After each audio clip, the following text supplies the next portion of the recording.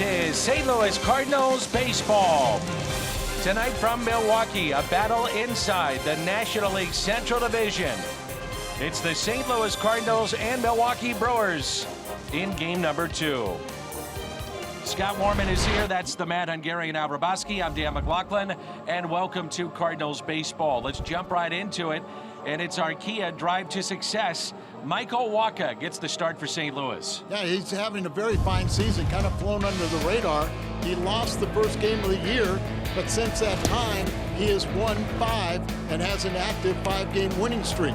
If you look at his last 7 performances, 3-0 during that time, and ERA under 2 on the year. It is 2.88, and he is going to be pitching tonight.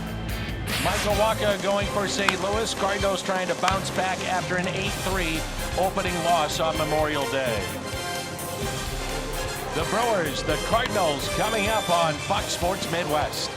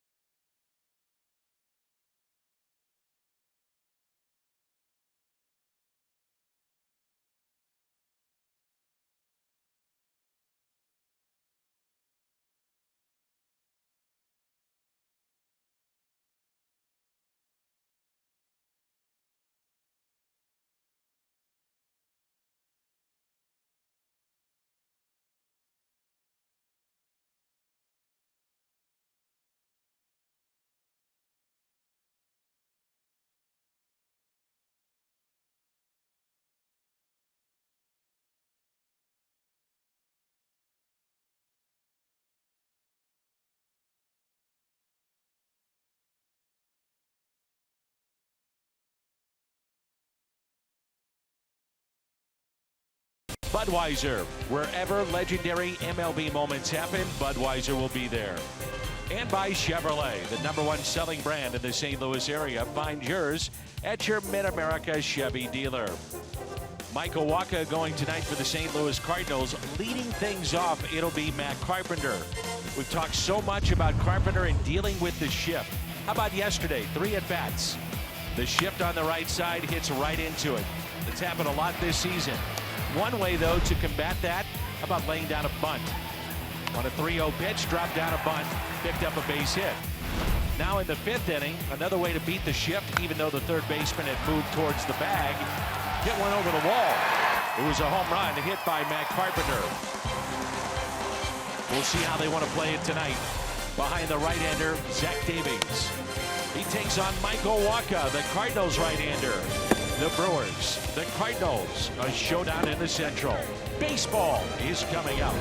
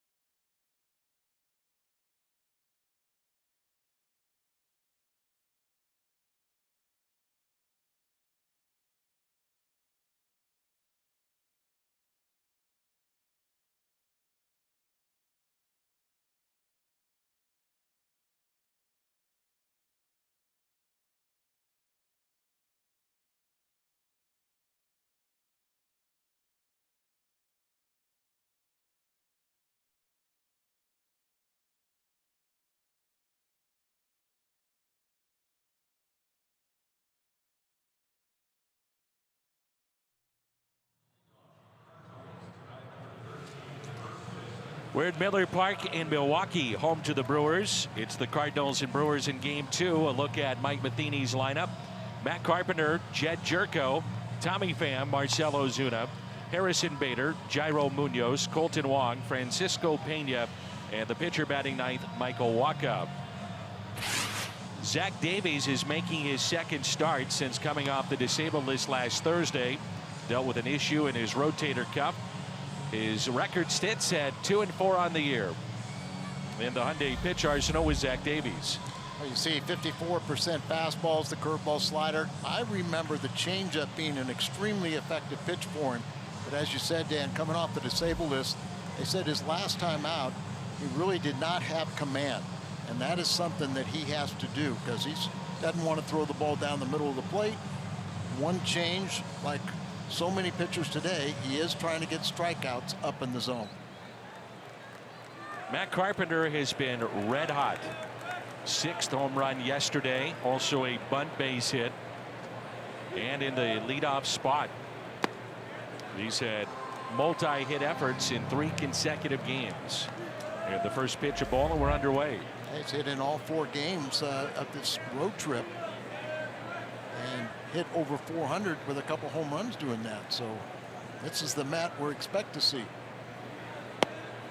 It turned for Carpenter, and it turned quickly in the right direction. Yes.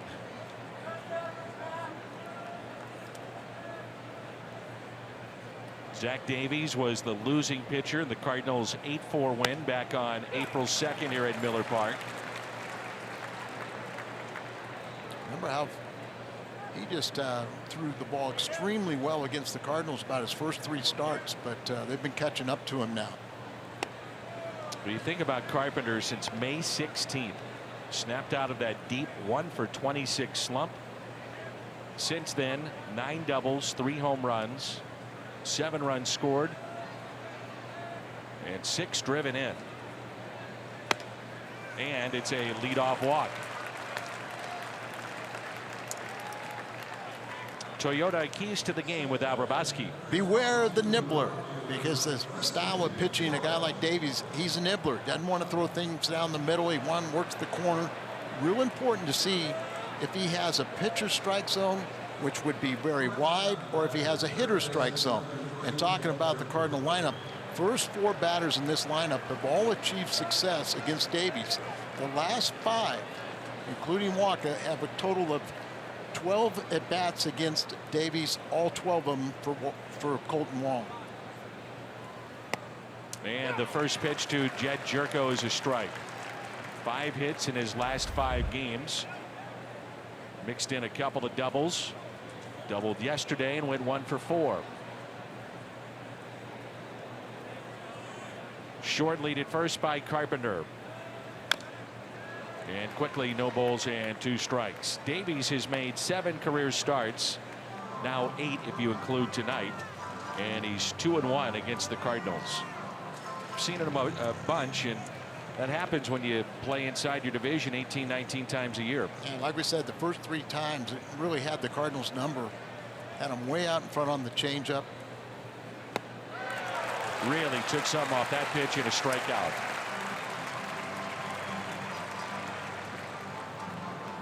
Missouri Lottery Fox Tracks. We talk about the fact that there's a breaking ball and a good one down and away. You know, the Hyundai pitch arsenal showed that he threw more curveballs than I remember, or sliders, but you know, he's a guy that doesn't want to throw that fastball or really any of his pitches in the middle of the plate. It's not high octane at all. Very short lead at first by Carpenter. First pitch to Tommy Pham. Here's a strike. Pham loves hitting at this ballpark, a .367 career mark here at Miller Park. He's had 7 career home runs against Milwaukee and 6 of those here on the road. And he pulls it foul, and it's 0-2. So Pham was at the top of the lineup for a while as Carpenter struggled. Now Tommy drops down more in that RBI spot. And remember, about 2 years ago, he had a series here in Milwaukee that Pham showed us what we saw last year and hopefully what we'll see tonight. They could not get him out. Here's the 0-2 pitch to Pham. In the dirt, kept in front. Zach Davies this year, innings 1 through 4, very good. Only 6 earned in 28 innings. ERA that's under 2, and then after that the ERA skyrockets above 13. But that fits in well with the Brewers because of their dominant bullpen. They don't have to get a lot of innings from their pitchers. Now the only hope that their bullpen survives pitching so frequently. Here's a 1-2. I don't know if you noticed this before the game, but they really watered down the front portion right in front of the plate, right there, almost to the point it was muddy. You can see there a little bit the tracks, but from our vantage point you can see how the color of that area is so much darker than the dirt around the batting area. No example there. It's about 15 minutes ago they really watered that down.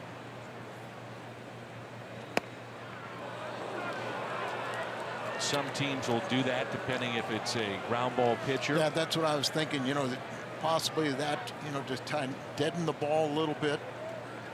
Used to be notorious in Chicago. They would have the grass so high when they had the ground ball pitchers to slow it down. Dave LaPointe had one of the best lines ever.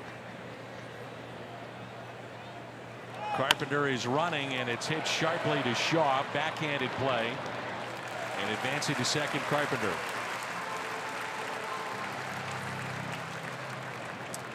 Around the horn, presented by Dobbs Tire and Auto Centers. Braun, Kane, and Yelich in the outfield. Shaw, Saladino, Perez, Aguilar on the infield. Pena behind the plate.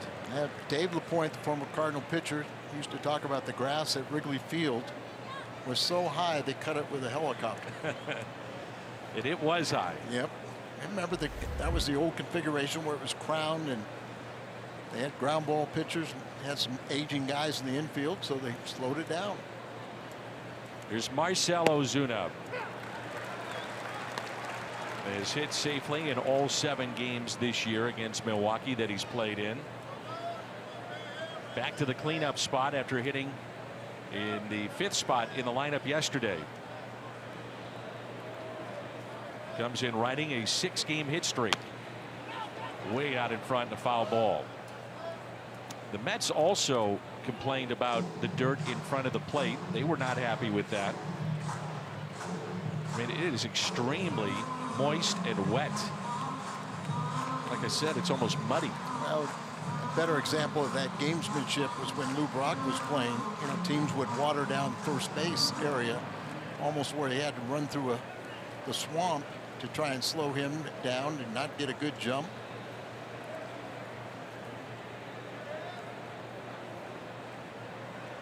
Nothing in 2. The count on Marcell Ozuna. We've seen a lot of balls hit off the end of the bat. His hits are coming softly, not a lot of loud hits, the line drives. We'd love to change that here. A lot of singles coming off the bat. Well, that's better than not reaching base, but kind of pound him in and then try and get him out of the way. Want to bounce this ball. Take a look at his stance here, Al. I think he's opened up. Yes. Even more so. And you know, I asked him, I said, are they trying to get you out of the way? And he said, or excuse me, in. He said, no, away. But you can see that he's kind of conscious of where he's opened up there. See, that front leg will be more to the side. Well, that they can expose as the outside part of the plate where they're going to try and work. The strikeout of Ozuna. 2 in the inning for Davies. Michael Waka to the mound when we come back.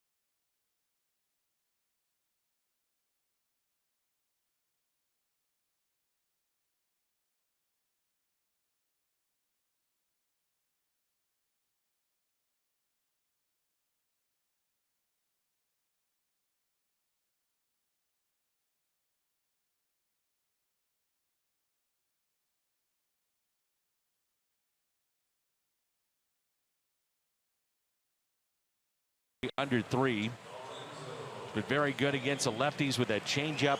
Average only 204 against him. Lost his first start of the year in New York, that first series, and has not lost since then. An active 5-game winning streak. You see the fastball, you know, the changeup we know is such a good pitch for him, but the pitch that's really been a weapon for him lately is the curveball. It's gotten better and better for him. Lineup for Milwaukee: Kane, Yelich, and Aguilar. Shaw, Braun, Perez, Pena, Saladino, and Davies.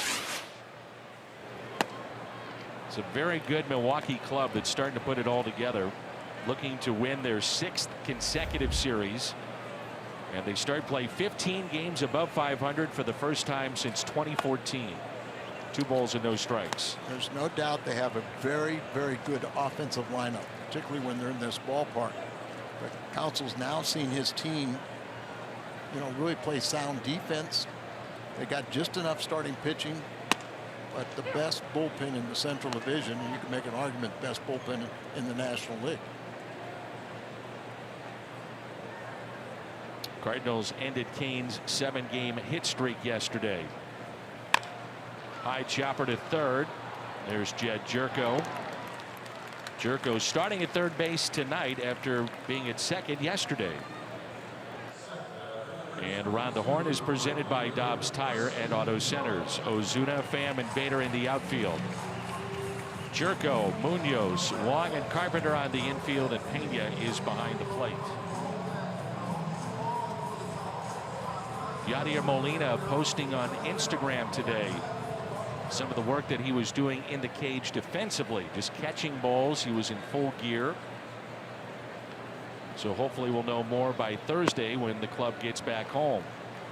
Imagine he's chomping at the bit. Oh boy. So are we. Drew, they miss him.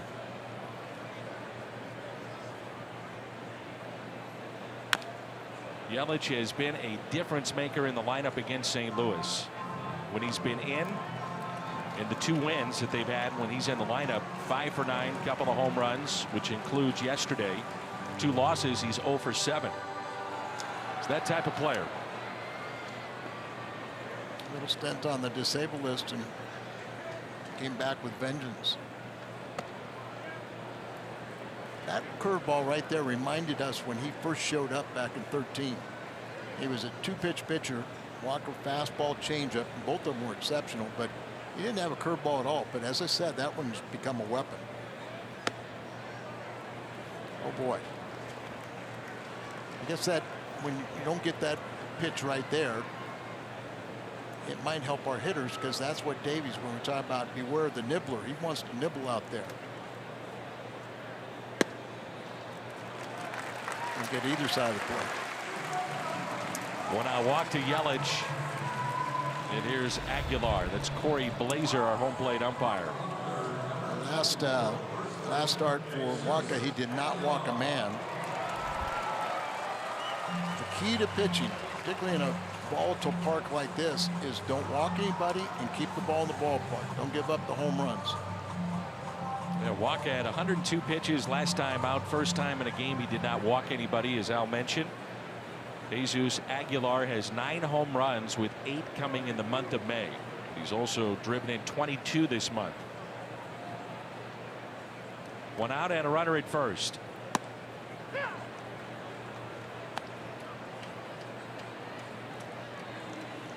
The Brewers got him off of waivers before spring training in 2016. Was stuck for 3 years at the AAA level for Cleveland, behind the likes of Mike Napoli and Nick Swisher, Carlos Santana, who's now with the Phillies. And they'll have a logjam at first base because Eric Thames is out with a thumb issue. But when he comes back, what do you do? That's Good a nice problem to have. but yeah.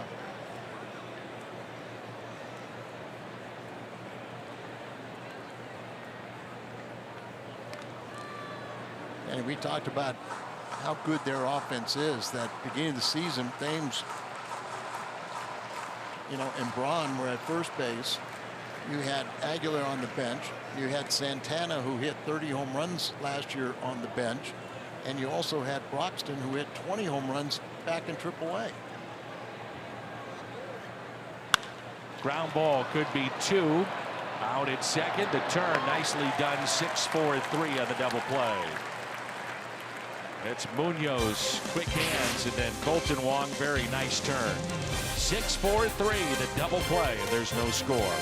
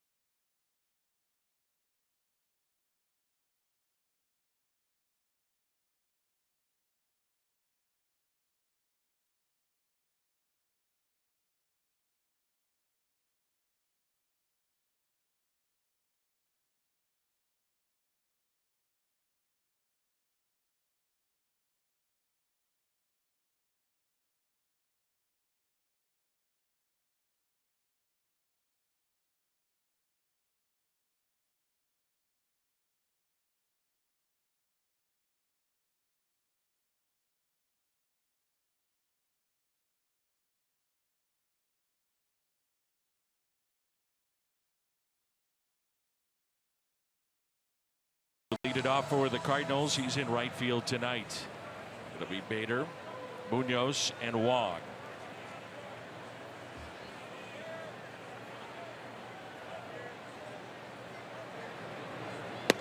Limited playing time, but still, for Bader in terms of rookies, he's 5th in steals, 8th in runs.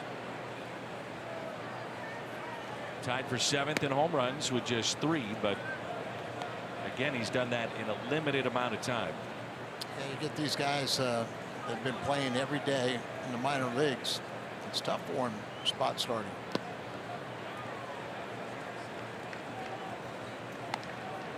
We talked about yesterday about how he comes to the ballpark anticipating playing every day and kind of works out as he's a regular, and then he'll adjust if he's not in the lineup. The 2-1. Bader pulls it foul.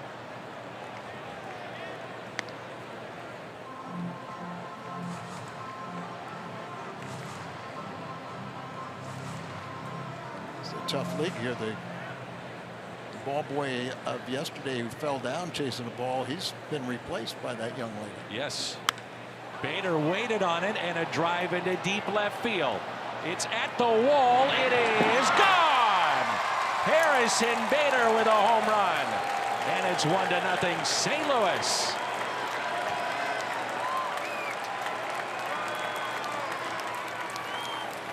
Got his front foot down and actually had to wait just a bit. That shows you how strong he is.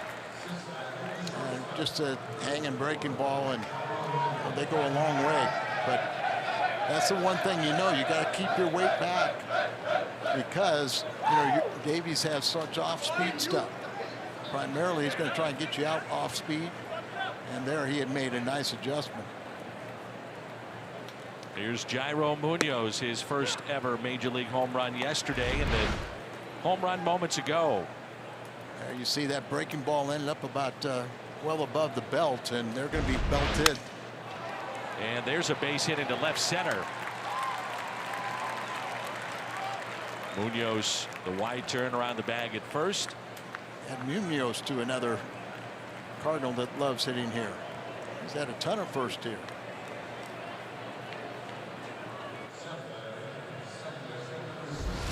AARP take on today. A look at Zach Davies against St. Louis. A couple years ago, 3 starts, ERA under 2, and then last year a different story. He was a 17-game winner a year ago also, but I remember those first 3 starts. He was very effective. Here's Colton Wong. Tell you what, defensively, when you think about Munoz and Wong up the middle, and again, that was a routine double play turned at this level, but it does catch your attention. Other guys are playing out of position to an extent. You watch those two turn a double play, it's pretty. Wong is quick at the bag. Now he's hit by a pitch. Home run, single, and a hit batter for Davies.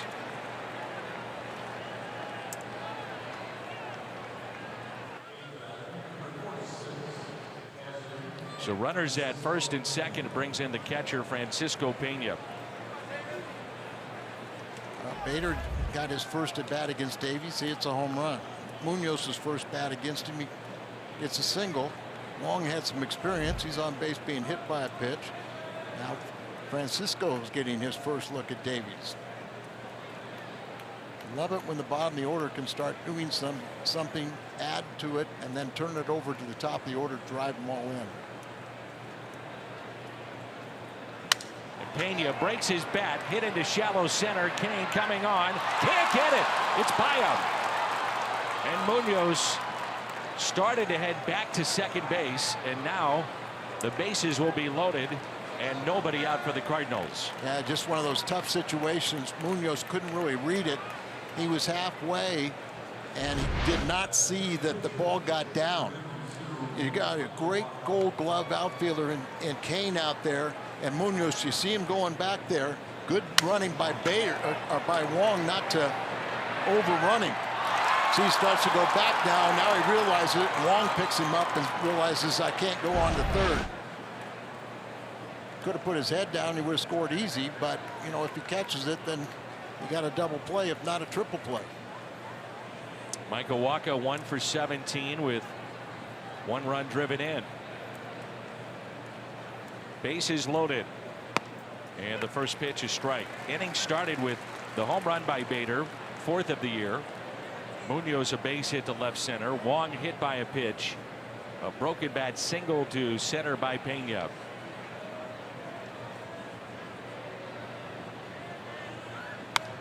Oh, 2 on Michael Wacha. I think what you're saying here is whatever you do, do not hit into a double play. Right. Do not hit into a double play or a triple play. But, you know, it's one of those rare times that a strikeout sometimes is very acceptable. You've got a guy on deck that has been remarkable with the bases loaded. The strikeout of Wacha, number 3 tonight for Davies. Look at our Kubota power stats: Carpenter, Jerko, and Ozuna. The numbers against Zach Davies. A lot of damage there, and then when you add in Pham is just 1 for 4 now that he grounded out the first time up. But here's the guy to do the damage right now and do it early. First pitch to Carpenter is a ball. He walked to start the game. His batting average has jumped from 170 to 221 here in the month of May, and it's happened in a hurry. Like you said, historically he has been one of the best hitters of all time with bases loaded, if I remember right. 2-0. Or you very selective here. And when you fall behind, and there's that we're talking about, just 1 grand slam, but great average. And you fall behind the count on Carpenter with his way he's swinging the bat right now and his eye, good thing could happen. Outfield straight away, they are deep. The 2-0 pitch. 2-1. Cardinals went 0 for 4 with runners in scoring position yesterday.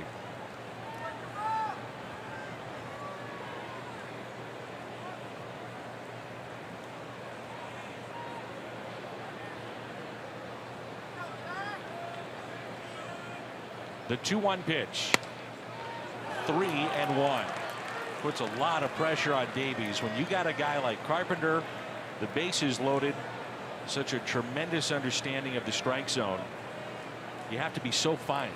Well, Dan, we talked about it, he's a nibbler, so he wants you to go out and expand the zone. So with a guy like Carpenter, you can understand why he's had success, because he's not going to expand the zone. You have to throw a strike to him. 3-1 pitch. He stays away. Bases loaded, walk. 2-0 Cardinals. The second walk for Carpenter.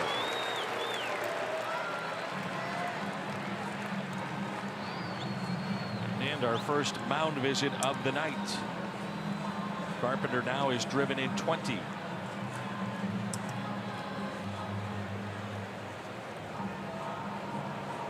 Derek Johnson, the pitching coach here.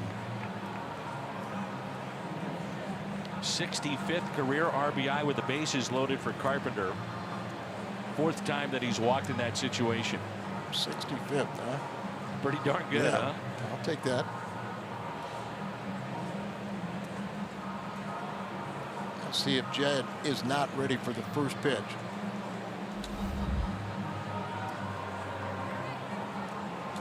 Good numbers, 368 the average with runners in scoring position. Just walked a batter, just had a visit to him. You know, you fall in a lot of trouble when you fall behind the count, so he's going to try and throw a strike. Strike 1 on Jed Jerko, struck out first time up.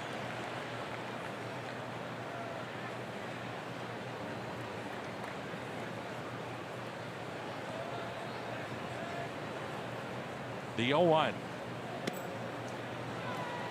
For Matt Carpenter, it's the 105th time in terms of games that he's had a multiple walk game. 10th overall in Cardinals history with multi-walk games and now tied with Keith Hernandez. Here's a 1-1 pitch.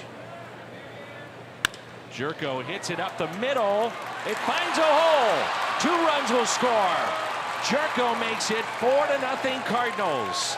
Saladino and Perez came together. Neither got it. 2 score, and it's 4-0. And that was something right there. It wasn't hit particularly hard, but with the defensive alignment up the middle, you could see how it was going to go through. And then, as you saw, you thought one of the middle infielders was going to at least try and keep it on the infield and save 1 run, but they both came close together and they both shied away from it, and it goes on through the outfield, and the second run comes on home. Runners at the corners for Tommy Pham. Grounded to third first time up. It did so sharply. Pham hits it sharply again to third. Shaw to second. The turn and out. It's a double play. Some frustration there for Tommy Pham. Harrison Bader got it all started. A 4-run top of the second for the Cardinals. Hanging breaking ball. Bader knew what to do. His 4th of the year for Zip St. Louis.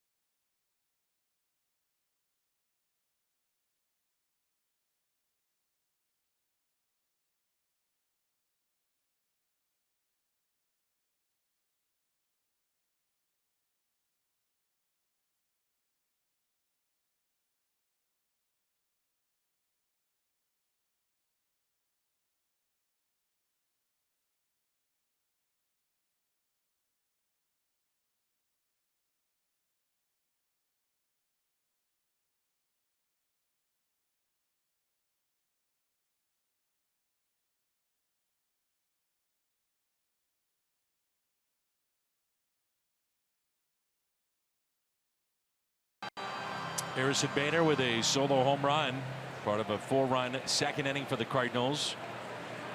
And here is Travis Shaw. Last 17 games, 6 home runs, and he's driven in 17. He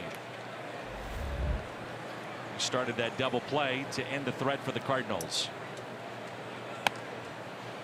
Orlando Arcia, the shortstop, and by all defensive metrics, one of the premier defensive players in the game, is at AAA. You got to wonder in that ball that was hit by Jed Jerko, if he gets to that and starts a double play.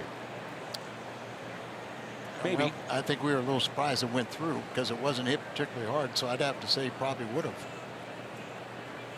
The 2-1 pitch. You're right about Shaw. He's really gotten hot lately, so Michael has to be a little careful. He hadn't really have his curveball yet, but he's always got his great changeup.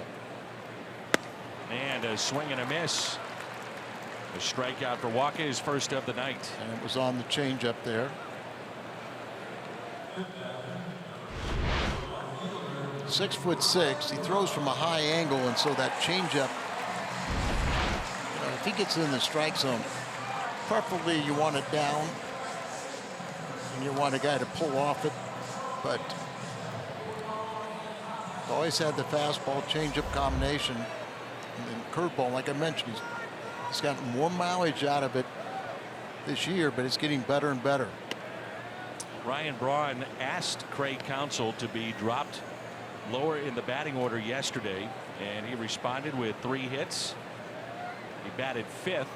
The first time Braun was lower than 4th in the lineup since 2014. Got 3 hits and was intentionally passed, right? On base 4 times, scored 3 runs. And a double and a pair of singles. 1 ball and 1 strike. He said, look, Aguilar's killing the ball. Shaw's hot. I get it. Move me down. Here's a 1-1. And he hits it out to left field. There's Ozuna. 2 outs. That's what you love as a pitcher. You throw a pitch and it's just smoked, but right at one of your fielders.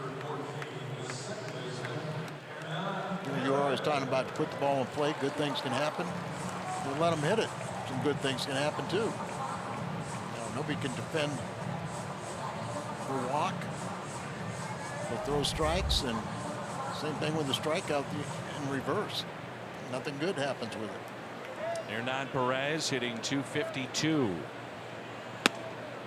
He's played all over the diamond. Very versatile. He's been at second, left, third base, center field, and right field. He did that a year ago. Falls behind 0-2. And Dan, with teams carrying 13 pitchers, and most do now, that means it's at the expense of a bench player. So you have to have versatility. There's a high fastball swung through by Perez, and 2 strikeouts in the inning from Michael Wacha.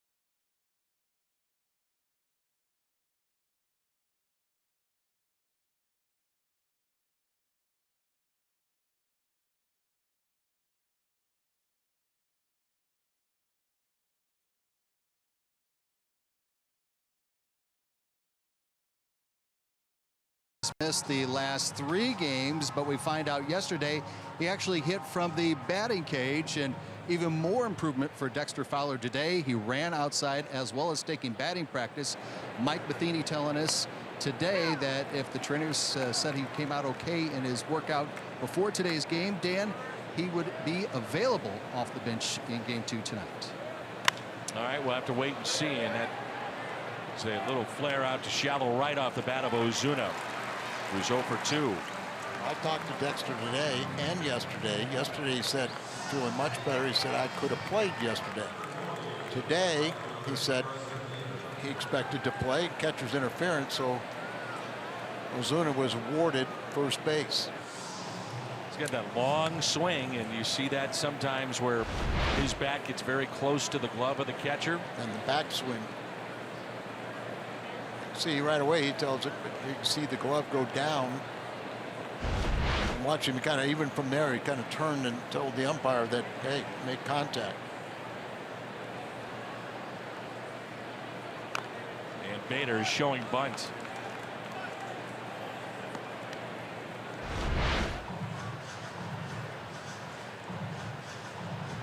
Barely got the glove, but just enough.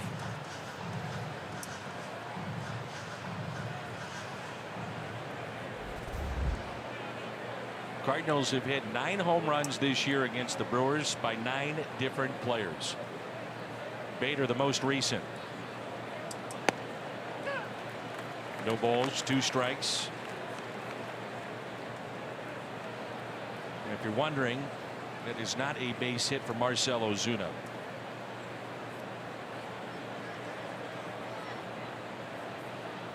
Cardinals had 4 hits back in the second. That's the total for tonight as Bader puts it in play to the right side. And with that, a base hit as Ozuna is safe at second, or is he? Boy, they called him safe, but did he hurt himself?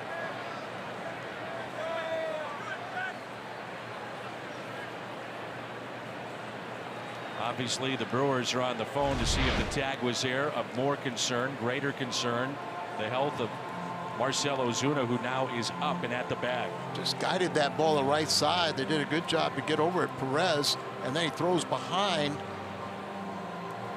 See him turn right there, and I think he's safe there. Looking at that left hand, got to the bag ahead of the tag, but did he get tagged in the face, or was it the hand get stepped on or something? Well, the tag, it could be the fingers going back into the bag hard. Jammed it.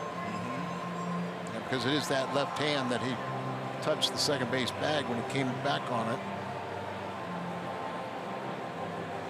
How about Bader with that little guiding that ball through that vacant right side?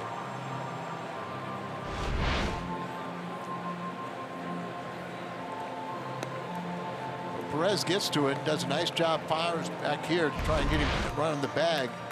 And it was that left hand that looked like he jammed a finger when he shoved it into the bag, getting back.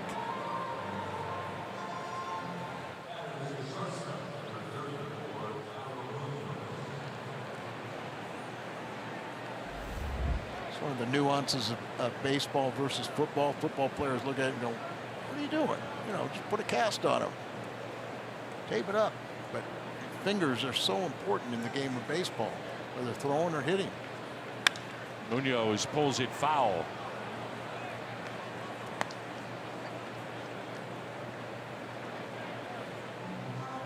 BJC Healthcare difference maker. Been a lot of first against Milwaukee and at this ballpark. First hit, first run, and run driven in, and then yesterday his first home run.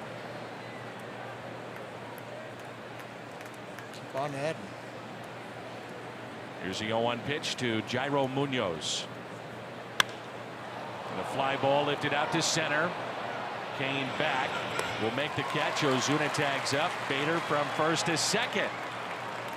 With his speed, makes it easily into the bag at second. 2 runners in scoring position. Boy, it's so important to get at least 1 runner over to third with less than 2 outs. But when you get that second guy and avoid the potential double play, and as you said, with Bader, you love to see young players that are not afraid to push the envelope. You're not afraid to make a mistake, and you hustle all the way, and usually you don't make mistakes when you do so. It'll be an intentional pass of Colton Wong to pitch to Francisco Pena with the bases loaded. You also may have noticed that Ali Marmol stopped Munoz when he was running down the first base line to make sure he did not run past Bader, understanding he was going to tag up. Sure. Just some of the little things that happened on that play, and now it's Pena who had the bloop broken bat single into center his first time up and came around to score.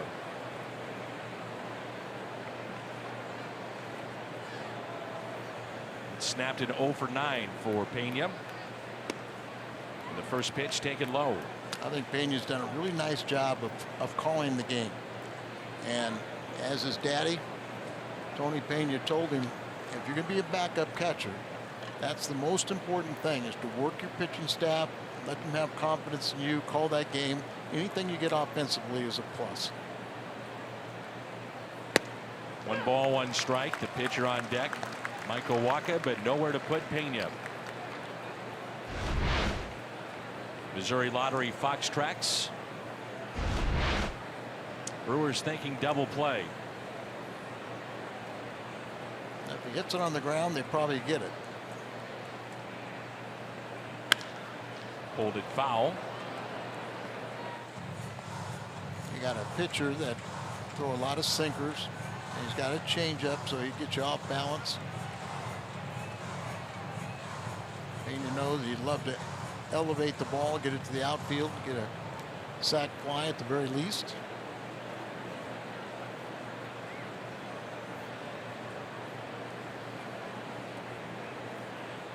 Bases loaded, 1 ball and 2 strikes. Pitch number 52. A strikeout of Pena. 4th of the night for Davies. Good sinker right there. You see the downward action, down and in.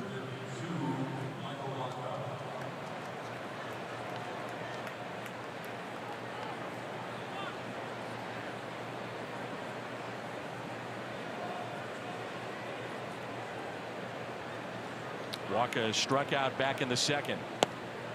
He looks at ball 1.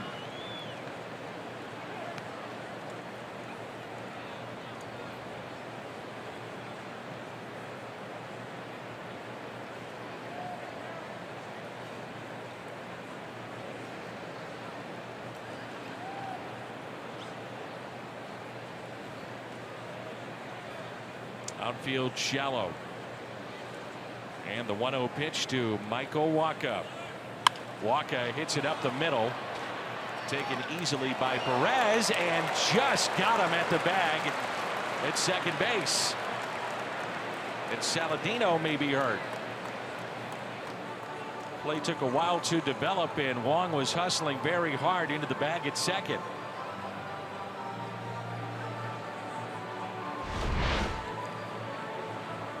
Close play here. Looked to be his ankle as he got to the bag. Nothing that Wong did. He was sliding in hard, but Saladino kind of jammed was it right off balance. He's going to be helped off the field.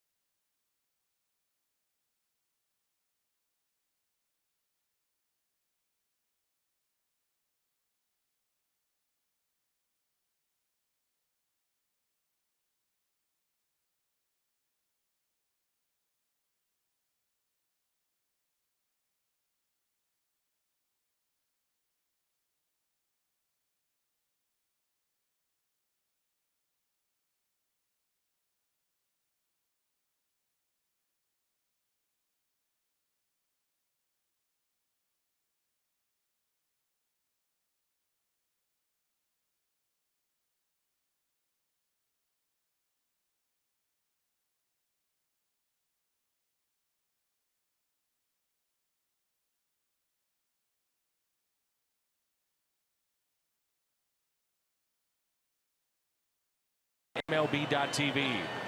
Blackout and other restrictions apply. Visit MLB.tv for details. Boy, that was nasty. The left ankle of Tyler Saladino. We saw just in that inning a couple of plays in which you understand that these bags have zero give. We saw Ozuna and now Saladino. Ouch. Well, his second baseman hung him up to dry. You know, it's a timing play with his footwork, and the second baseman's made a real slow and a high toss to him, and that threw him offline. So his foot kind of slid in with and it rolled over on the ankle, but that did not look good at all.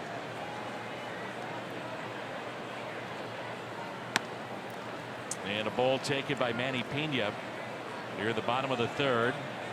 Eric Sogard is moved to the on-deck circle for Saladino, and then it'll be Davies.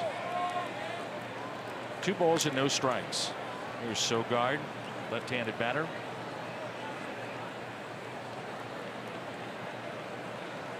The 2-0 pitch. On a hop to short, Munoz.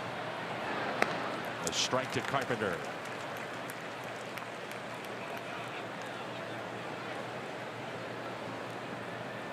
It's the highly anticipated debut of Alex Reyes tomorrow.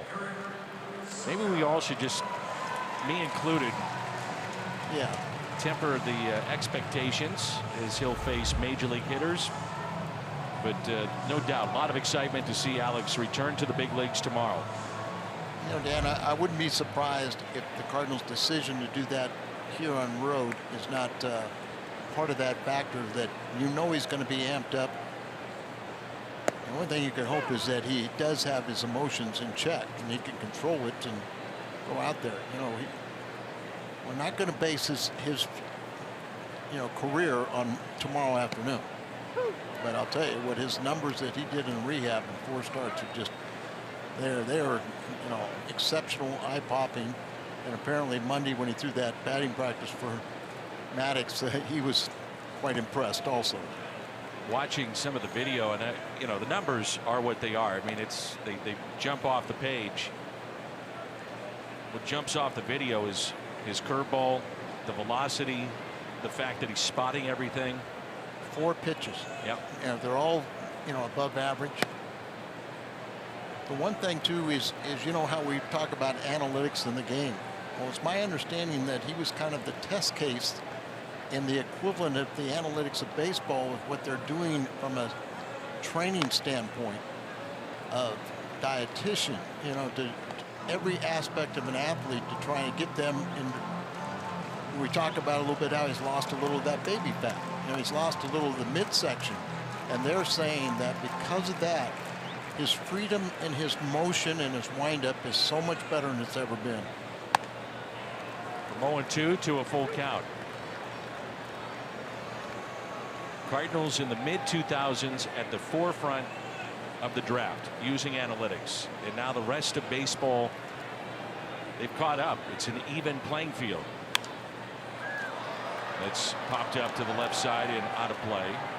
So now you try to figure out what are the other ways we can gain an advantage over the opposition. So you look at sleep patterns. Yes. You look at rest. You look at diet.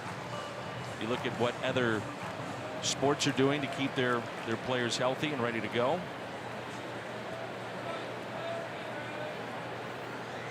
Here's a 3-2 pitch, and it's taken high. So the second walk and the second base runner of the night for Milwaukee.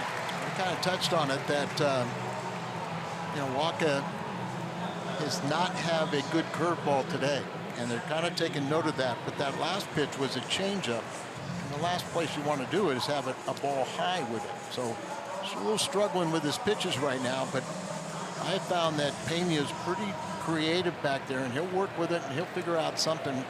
And you got to stay with those pitches because what doesn't work early in the game may be your best pitch late in the game.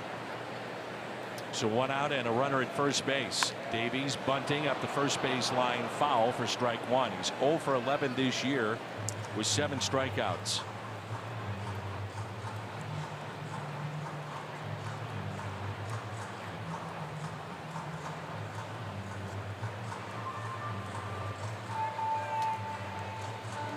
Pitchers just don't realize how much they can help their own cause just by having the ability to get sacrifices down, move runners along, just do little things.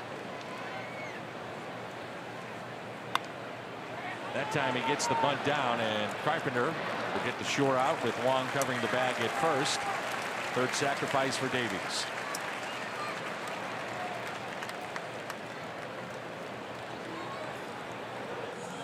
Back to the top of the lineup, and Lorenzo Cain rounded out to third his first time up.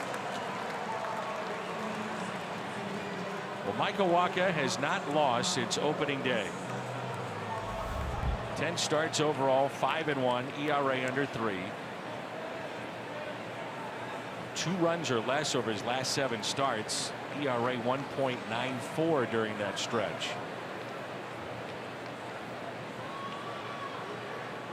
Two outs and a ground ball to third. Jed Jerko is there, and Kane is 0 for 2. We play 3-4-0 St. Louis.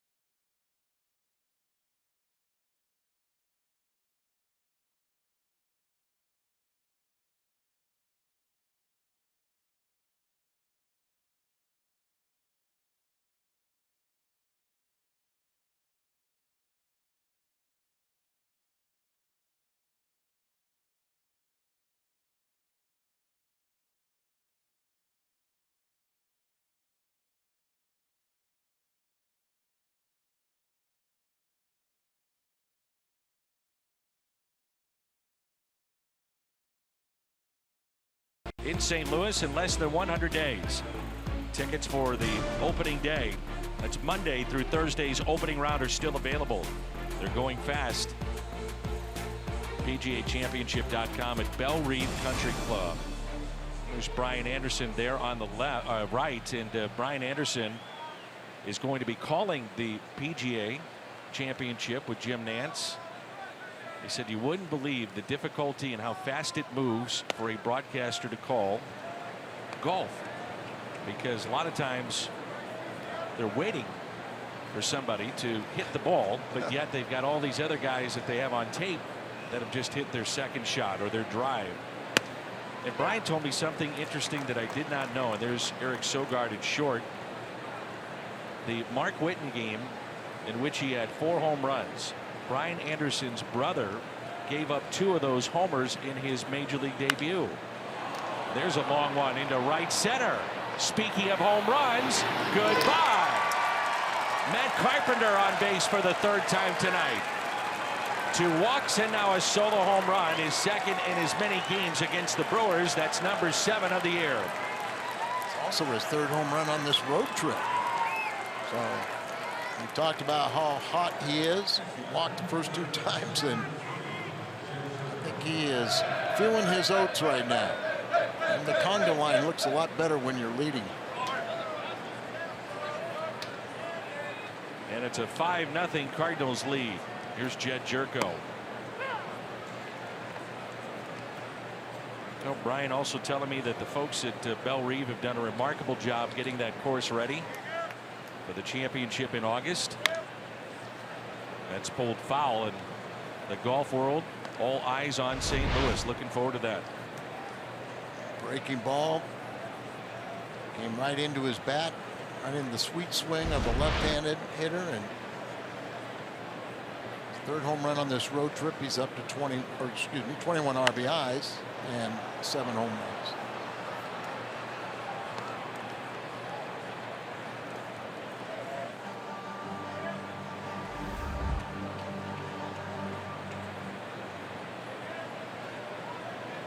Third home run he's hit off of Davies also. 0-2 the count on Jed Jerko. That pitch in the dirt, 1-2. Davies has given up a pair of home runs, both coming on hanging breaking balls tonight. First one to Bader back in the 2nd inning, part of a 4-run second for the Cardinals. Solo home run by Carpenter. Here's a 1-2 pitch. Right over the head of the Cardinals in the dugout. Off that netting behind the dugout. Anytime I see that now, I think of Mike Schilt. Sure. Was hit by a line drive if you missed it over the weekend in Pittsburgh. And there's Mike, the outstanding bench coach of the St. Louis Cardinals. Keeping him down. I don't blame him. No. And, you know, Mike Matheny right there blocking him, not probably as high as he normally would be because he's trying to screen Schilt, keep him safe. Mike, one of those people, Mike Schilt, the veterans will go to him, and he has the uncanny ability to also be able to convey a message to the young players. He's got the deft touch of being able to know when to get into a guy's face, and also the pat on the back, arm around you. He's one of the real smart, good people in the game, and the Cardinals are very lucky to have him. And I would imagine at some point he will be a manager in the major leagues. Despite not playing at this level, there are some that have not, but still become managers because they are so well respected throughout the game. And Jerko pulls it, and a base hit into left.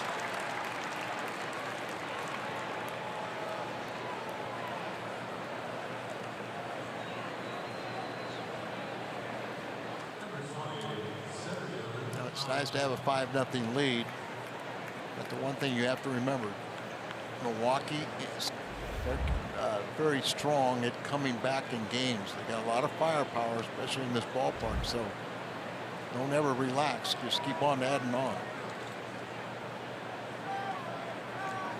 As an example, you see Counsell right there, but over his shoulder is his college coach and former Major League manager Pat Murphy. Strike to Tommy Pham. There's Pat Murphy right there, Notre Dame, Arizona State, and he was in the got in the pro ball with the Padres, managed there for a little bit. He's the bench coach for Counsell. And Pham puts it on the ground to short, out there, and out there. It's a double play. Tommy 0 for 3, and he's hit into 2 double plays. Talked a lot about the stance of Marcell Ozuna as we get used to watching him on an everyday basis. We feel that he's opened up just a little bit. There he is on the right tonight. On the left is last year against the Cardinals with Miami. You see he takes that front leg and closes it up. He had the monster year last year.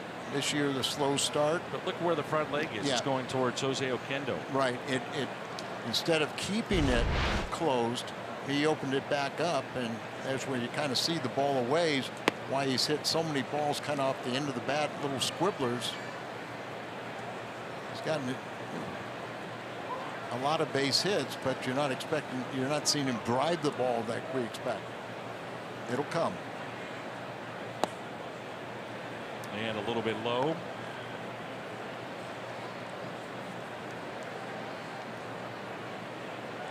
Things kind of reminds me a little bit, Danny, is that he's trying to get more home runs.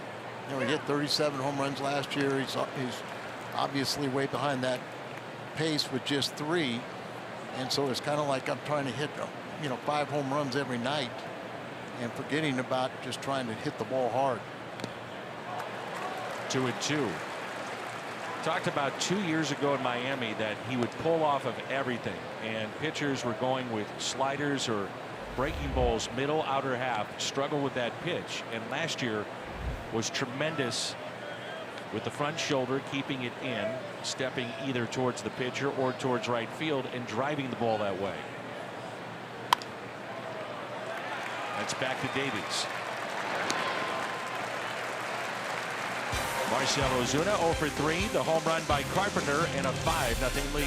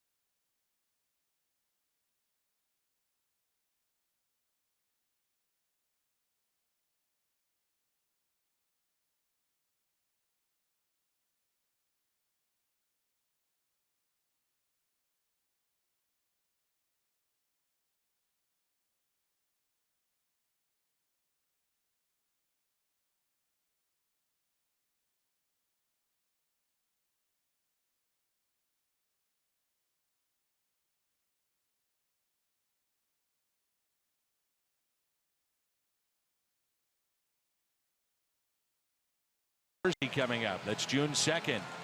Get your tickets at cardinals.com/promotions, presented by Scott Credit Union.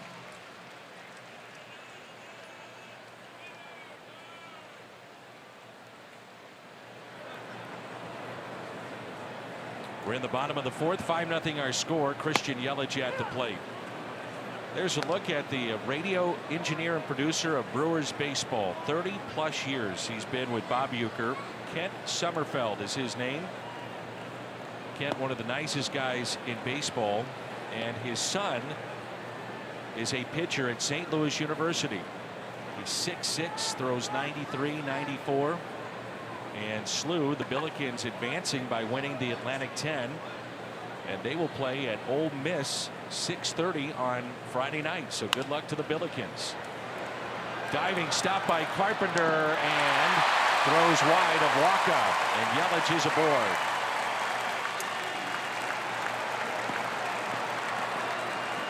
Can you imagine being with Bob Uecker for 30 years and the stories you might have? Wouldn't be a bad gig, would it? Oh, man. Carpenter goes here, dives for it, gets it, but he kind of fires from his knees, and it's low to a 6'6", pitcher running hard, expecting to be hit chest high, and when it's down there, it usually is going to end up in a result like this. That's one play you say, well, you got the range of Colton Wong, that if he gets there, he probably makes that play, and Carpenter's to the bag. Yeah, pretty much today, though, they almost tell that first baseman anything you can get to go for it. But as a pitcher, you have to get over there, as quick as possible. Aguilar lines it out to left. Ozuna makes the catch. And a throw back into the infield. And the Cardinals do not turn two. Nice play by Marcell Ozuna to take a hit away from Jesus Aguilar. I think we've all said that Ozuna has not shown his Gold Glove form, but this is a Gold Glove play. Tough play right there. Sinking line drive, makes it, shows it, sells it, gets it back. Colton Wong, I don't know if he couldn't get the handle on it or didn't really know, but they had a play on Yelich who thought the ball got down. I might tell you that the fingers of Ozuna are feeling maybe better. Remember, he jammed him going back into the bag at second base. Yep, very good point. So here's Travis Shaw, who struck out. Waka is not allowed a hit. He has struck out 2. First play of this inning was ruled an error on Carpenter, his third.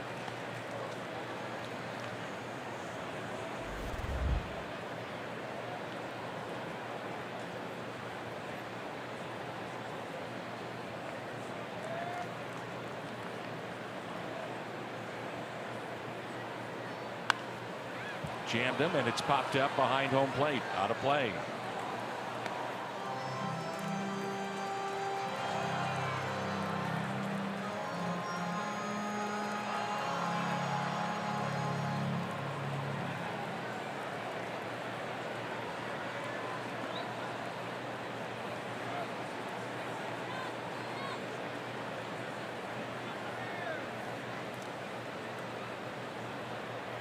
Here's a 1-1.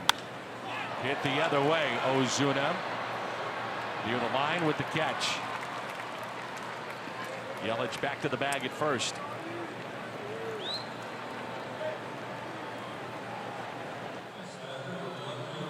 Ryan Braun, pretty good numbers against Michael Waka. Lined out sharply to left field in the second. A .444 hitter against the Cardinal righty.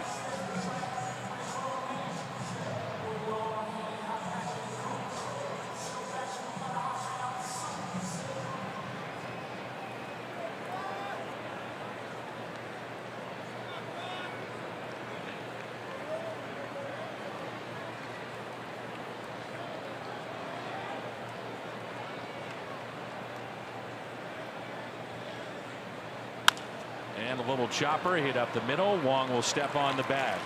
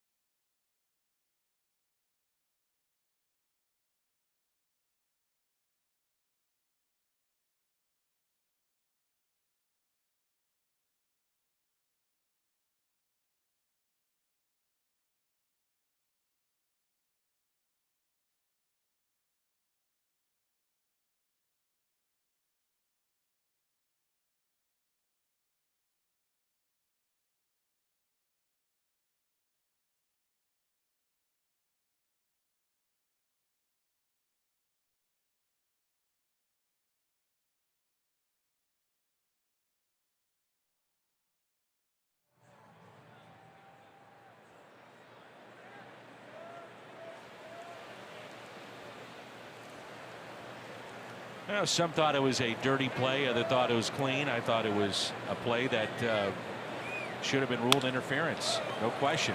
And Bader picks up another base hit. 3 for 3 with a homer. Pretty pumped about it right now, but you know, he's swinging the bat pretty well. Got the base hit as a pinch hitter on Sunday that tied the ball game, and then Munoz had a bases loaded walk to have his first game-winning RBI.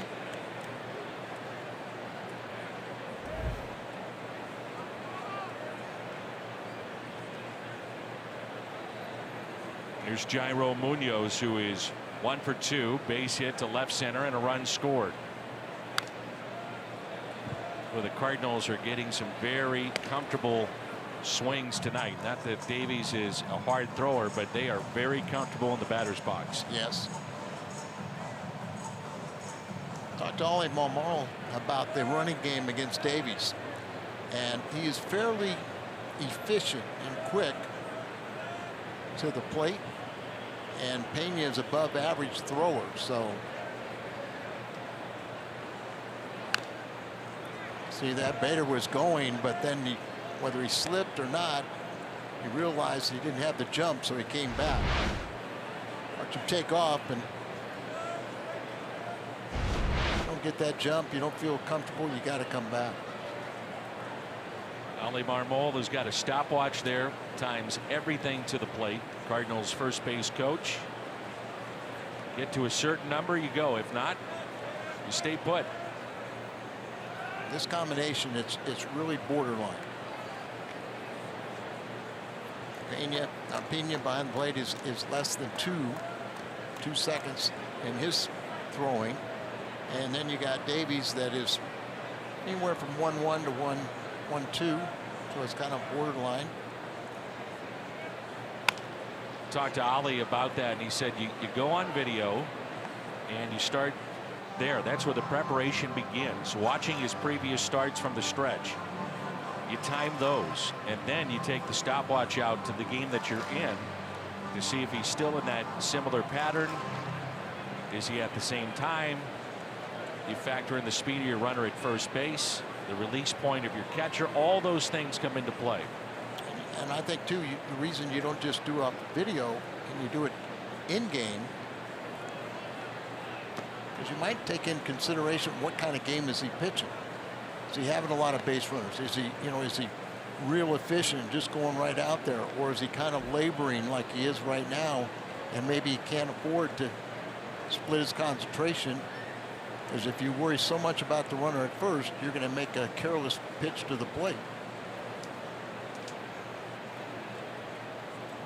Here's a 1-2 pitch to Jairo Munoz. Pitch sharply to third. Shaw to Perez, and the double play. Cardinals hitting into their third double play of the night. It's one thing about this Brewers ball club, they really tightened up defensively, and they have been playing errorless baseball. So their 9th straight game without an error. Now, let me ask you this. It was catcher's interference is placed as an error, but is it truly regarded as an error? Yes. Team error. Team error, yeah. So not rather than an individual, you kind of. It's actually a separate stat, Yes, catcher's interference, and then ruled a team error for the club.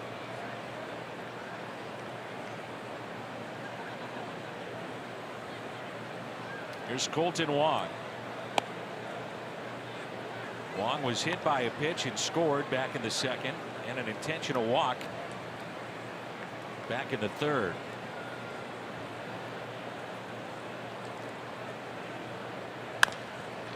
On the ground to his counterpart Perez, and the Cardinals are through here in the 5th. It's 5-0.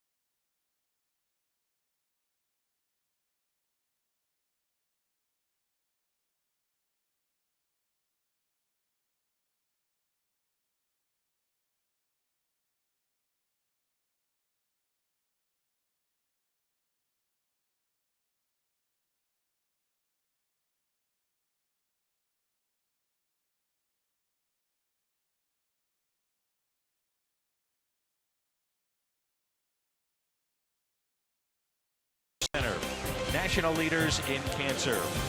And by Toyota, let's go places. 5-0 Cardinals. They've out hit the Brewers 8-zip. Both teams committed an error. As we move to the bottom of 5, it's Perez, Pena, and then Sogard.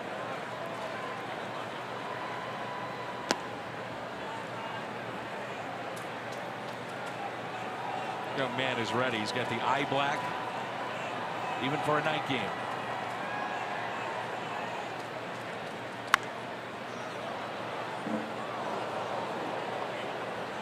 Got to look the part, right? You come to the ballpark. Got to attract the attention of scouts, right? It's almost draft day.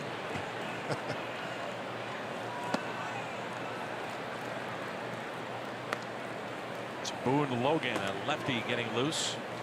They have 3 lefties in their pen: Dan Jennings, Boone Logan, and Josh Hader. Fly ball into shallow center. Pham broke back, and it drops in for the first hit for the Brewers.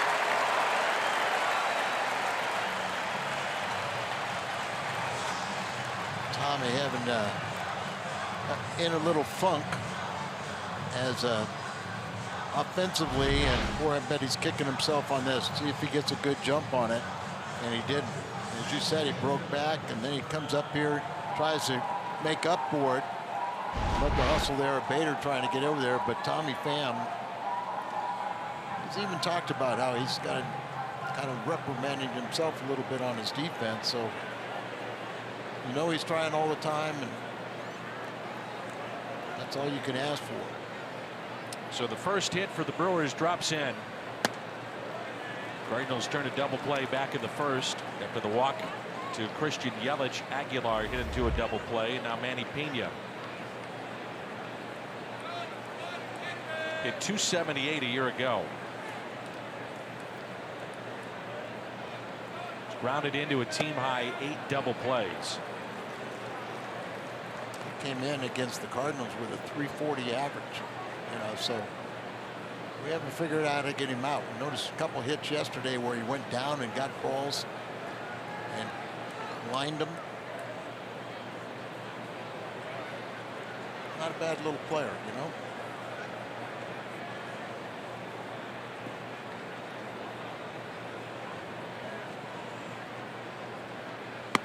There's a strike, 2-1.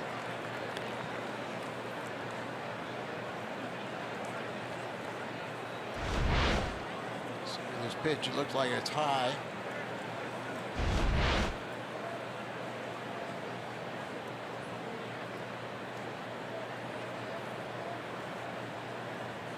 And the 2-1 hit on the ground, but foul. Al's favorite third base coach, Ed Cedar. Yeah. These are cutters. 90, 91. His facial hair is getting a little gray. It doesn't, my joke doesn't quite work on him. You're tough on him, man. I told you he stole. I had a Arabian, you know, stud colt name. I called him Sadar, spelled the same way as Cedar, the way he spells it, but stole my horse's name. The fly ball into right, backing up Bader. Christian Day is coming up. That'll be this Sunday after the Cardinals game against the Pirates. All fans are invited to stick around to hear Cardinals manager Mike Matheny, some of the players, featured guest speaker Willie McGee, presented by Thrivent Financial. Cardinals.com/Christian Day. Might stick around to hear Willie. Nobody else? I've heard everybody else. You want Willie, huh? Oh, Willie. Boy, it's been fun having him on the coaching staff. He takes it serious, doesn't he? Big time. Here's Sogard.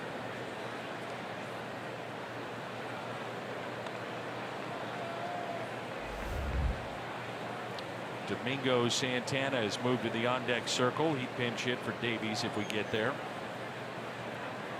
Sogard started 6 for 60, then was sent down to AAA Colorado Springs. He snapped an 0 for 28 skid on Friday. 10th inning single and scored the game-winning run. Didn't hit much better at AAA. You know, he was under 230, but his versatility keeps him at the big league level. Good fastball. 1 ball, 1 strike. I would say he has not had his best stuff today, but working well with Pena. Then they, you know, are just doing a little of this, a little of that. Hasn't had a curveball really. Here's a 1-1. Now he's having trouble even getting the changeup down. Seems like the last inning, maybe a little bit last inning, a struggle with that changeup. And you know, we talked about how he didn't have a curveball early, but you know, you've got to work with Pena. You got to throw those pitches, and hopefully they'll start working as you get tired. Hit the other way. Ozuna over, makes the catch. Perez back to the bag at first. Walker's walked 2 in this ball game, but for the most part, he's throwing strikes, letting him hit the ball, and Santana will, and Maddox is coming out to give him a little scouting report.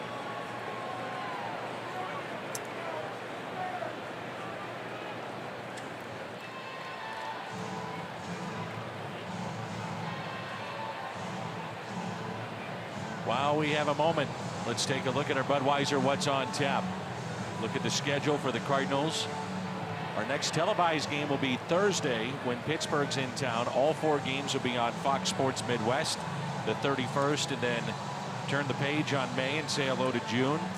Miami will be in town on the road for only 3 in Cincinnati and then back home. So this is a crucial time for Mike Matheny and the Cardinals to do some damage when you play at home. One of the reasons why Mike Maddox came out and talked to him a little bit is you got to be careful with Santana. A year ago, he hit 278 with 30 bombs and 85 RBIs. There's numbers this year, but he could lose one quickly.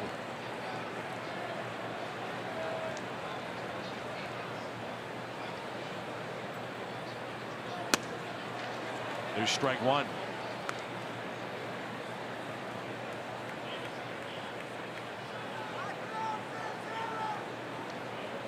Santana came from Houston and part of that Gomez deal, Carlos Gomez. Slider, cutter. Here's the 0-1. 1 ball, 1 strike.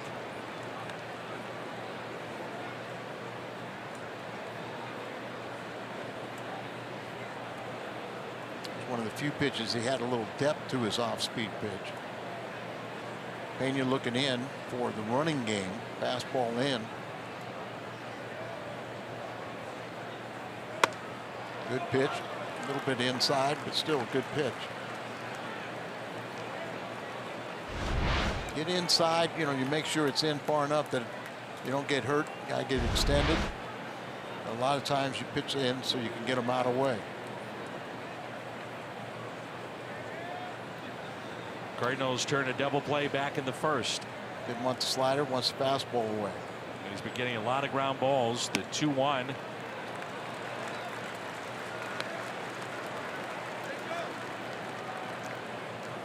Three and 1.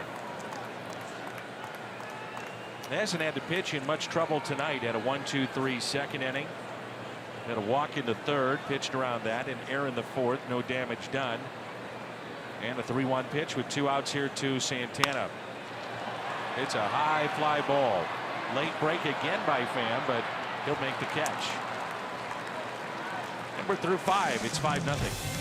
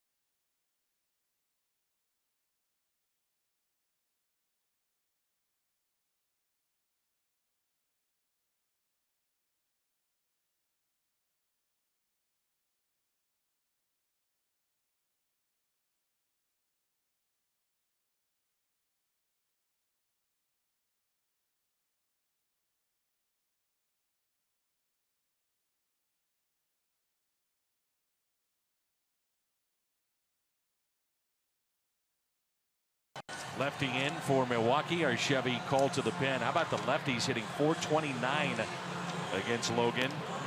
It'll be Pena, Waka, and Carpenter coming up. St. Louis already with 8 hits in this game and 5 runs. Pena had a broken bat single in the second inning. To center field, came around to score, part of a 4-run second, and also struck out with the bases loaded and 1 out in the third. Boone Logan.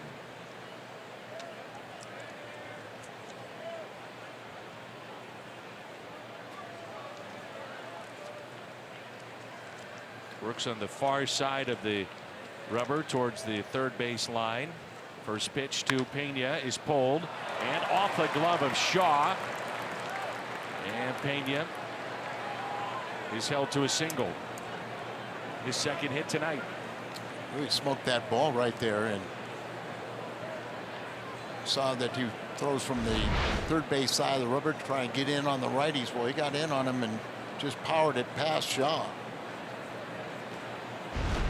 100 miles per hour off the bat brings in Waka, who has 5 sacrifices this year, most on the team.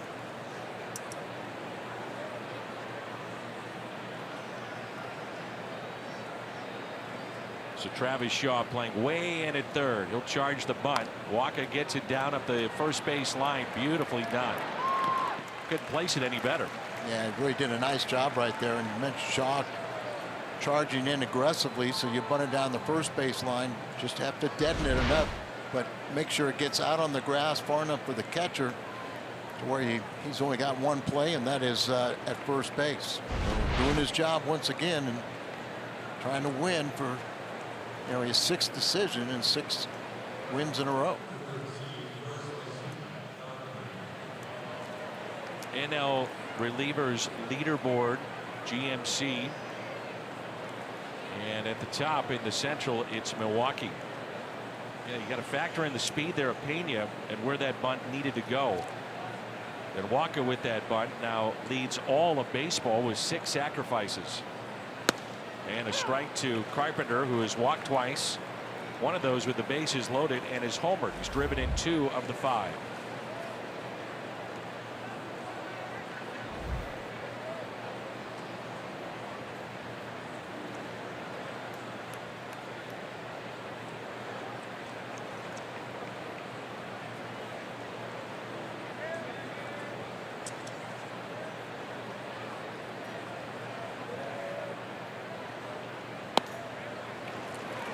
Nothing in 2.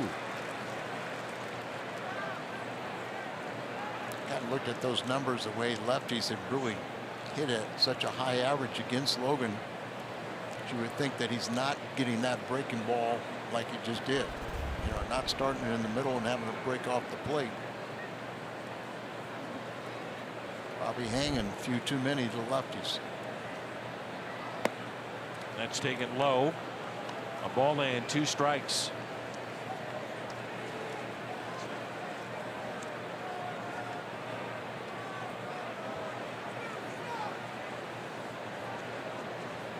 Shaw way off the line at third base towards the shortstop position, traditional spot of the shortstop.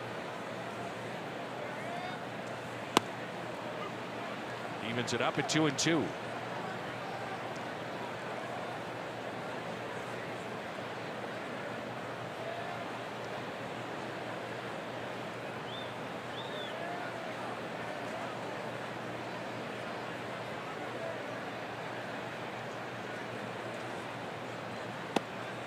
Check swing, and he went. Strikeout of Carpenter. Logan, his first strikeout. One of the issues in first game of the series yesterday afternoon, Cardinals had 5 hits but 11 strikeouts in the ballgame. And tonight that's their 5th. There's Jed Jerko, who's 6 for 15 on the road trip, including a couple of hits today and a strikeout.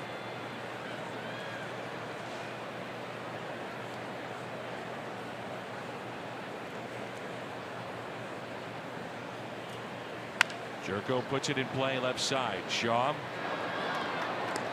Cardinals strand a runner. That's Pena. Midway through 6, St. Louis on top.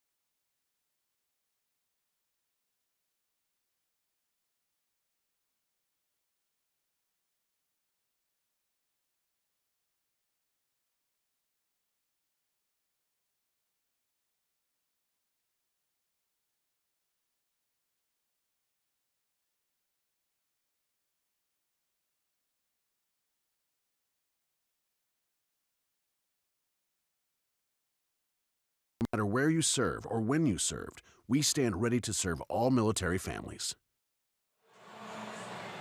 Well, Michael Wacha has allowed 1 base hit. That was a bloop single to Hernan Perez back in inning number 5 on a ball that probably should have been caught. As Tommy Pham broke back and then had to come racing in and just couldn't get there in time. And that has been the only hit allowed tonight. We are in the 6th inning. The top of the lineup and Lorenzo Cain. A beautiful pitch there. There's that breaking ball that you were talking about. Yeah, that's what, and see now, he's kind of worn down after 63 pitches, and all of a sudden then you find your release point. So it's, if something's not working early in a game, you got to keep on staying with it, and eventually you'll find it. Kane just standing there for strike 2. Might swing out of his shoes here. Pena wanted, with the 0-2 pitch, wanted to go up the ladder, and did get it up there, but not as high as I think they wanted. Here's an 0-2 pitch. Cutter. And he did go. A strikeout of Kane, and that's 3 tonight for Michael Wacha. Rocket Mortgage breakdown. Christian Yelich, the last 4 games, 10 for 19. Had the home run yesterday, and he's driven in 5. He has walked and reached on an error tonight.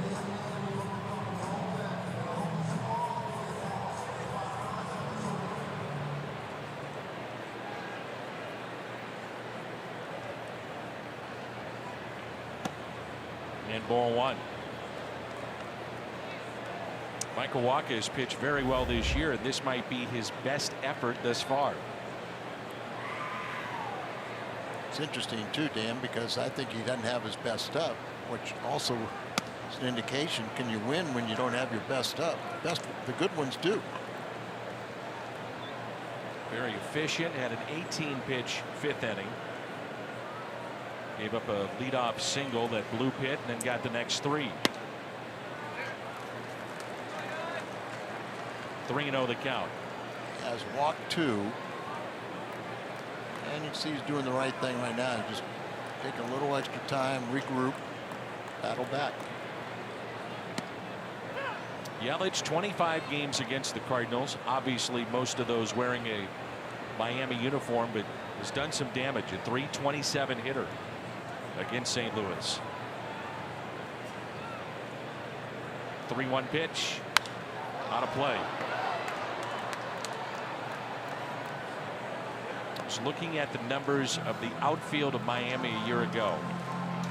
First in homers, first in runs driven in. OPS was through the roof. They traded all three. I mean, it was by a wide margin, too. Oh, yeah. 3-2 changeup. And he gets the ground ball.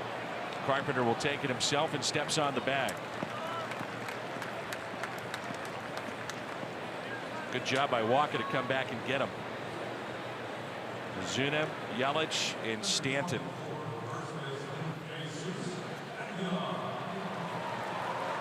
That's what they're doing this year, right? But that's this year. Yeah. But you know, Marcel.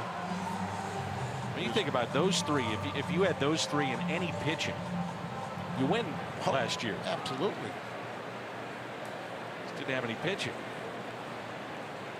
And that was Stanton's point when the Marlins went to him about a deal.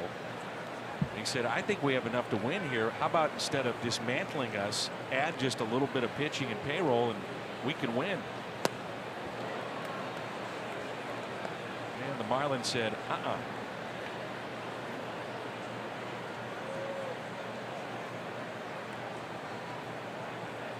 You know, Dan, when you have a $1.2 billion sale price to buy them, you may not have the cash to go out there. You're not going to get a lot of revenue from attendance. That's for sure.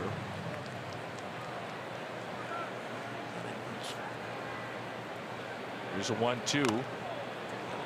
Derek Jeter, who is the face of the Marlins now, you know, never, ever anything negative about him in his career. And watch this foul tip right off the mask of Pena.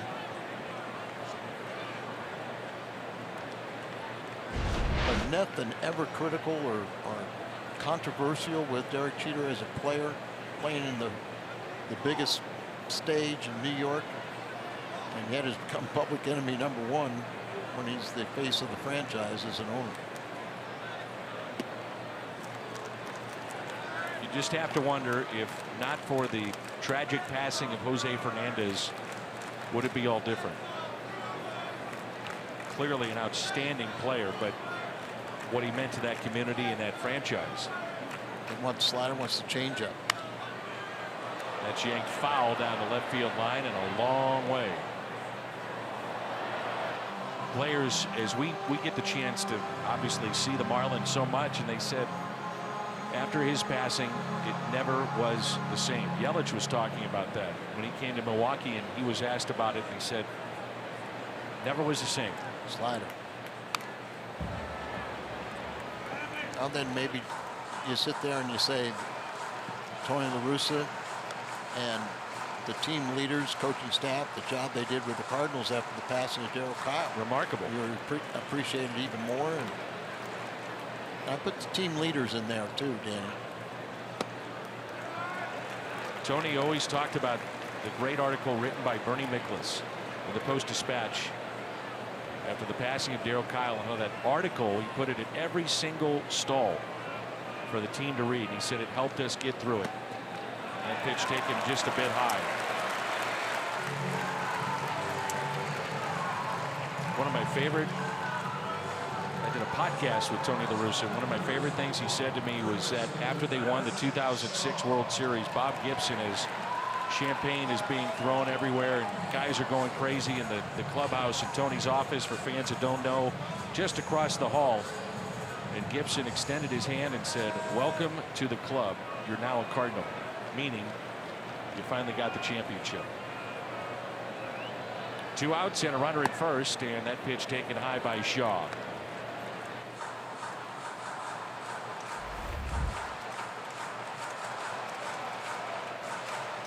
A little bit, Walker's kind of trying to rush a little bit too much, so you kind of slow down a little bit. Here's a 1-0, 2-0. A lot of pitches getting up, usually a sign of maybe getting a little tired. And how we think of that as pitchers, you know, is when you get a little tired, your legs go first, and when your legs go, the ball is elevated. But also, you know, you see him now taking a little extra time, get his breathing back under control. Here's a 2-0 pitch. Just saw that shot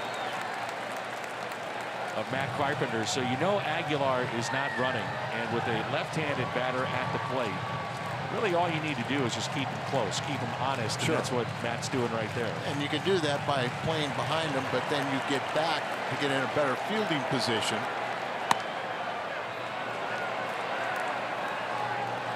See him starting to have to, you know, fall behind the count and have to battle back, trying to recover.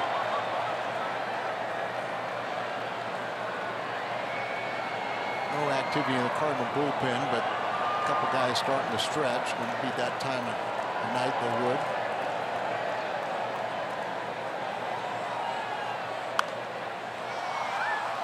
That's out of play.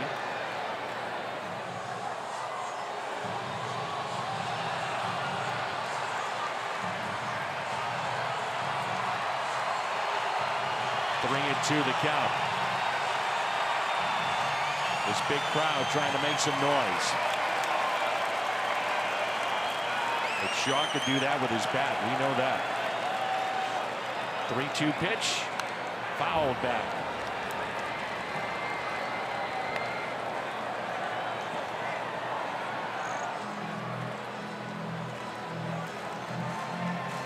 It's kind of a game where he's had trouble at times throwing the changeup for strikes, the cutter for strikes. On a changeup. And it's out to right field, but there is Bader with the catch. We're through 6.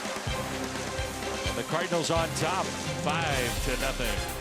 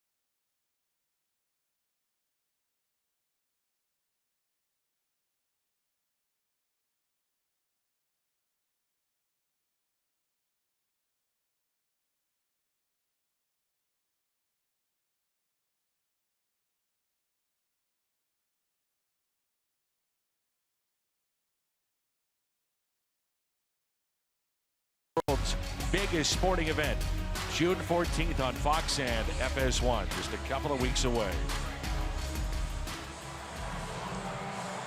Barnes will take over. He pitched an inning yesterday. Excuse me, 2 scoreless innings in yesterday's game. He was just recalled. Show you how tough their bullpen is. He's been unscored upon in 14 of his 18 appearances. And he got sent down to the minor leagues because he gave up runs in 3 of 5. But came back, pitched successful. Another hard thrower coming out of that bullpen. A tough night for Tommy Pham, hitless, 0 for 3. 3 ground balls, 2 double plays.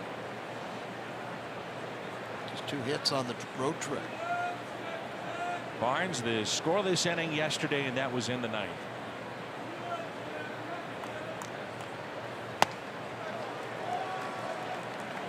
And prior to that, he'd been struggling with runs in 3 of his last 5 outings.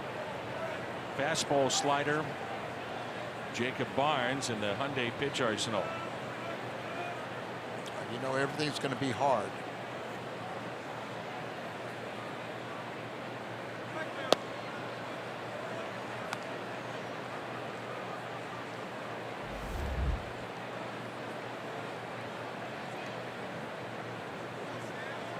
Tommy Pham, the highest OPS at Miller Park since it opened back in 2001.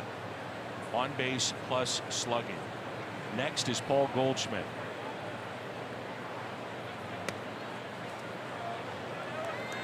I just wonder if the background with Tommy's eye condition has something to do with that.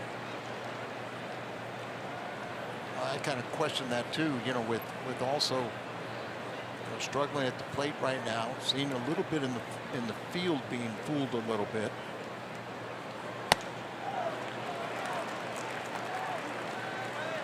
Talked to my eye doctor and asked about the condition that Tommy has. Keratoconus.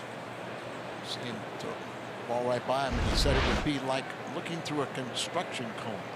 Those orange cones you see on the highway. So that's what it'd be equivalent to what he has to look through.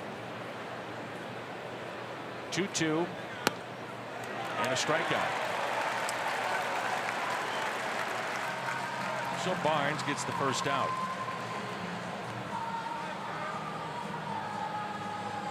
Phillips 66 ticket vouchers. They're back. They're better than ever. Philip at Phillips 66, 8 gallons or more. And you can get a voucher for up to 50% off on up to 8 tickets to a Cardinals home game. For more information, visit cardinals.com/Phillips66.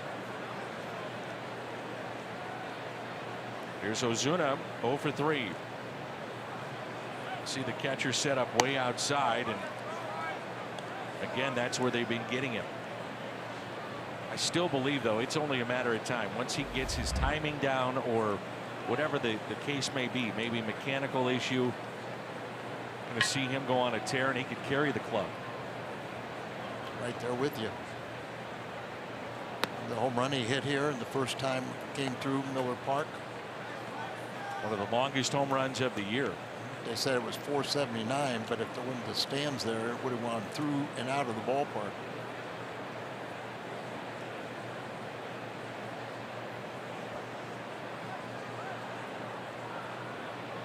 Here's a 2-0 pitch, and Ozuna with a fly ball into right. Catch made by Yelich.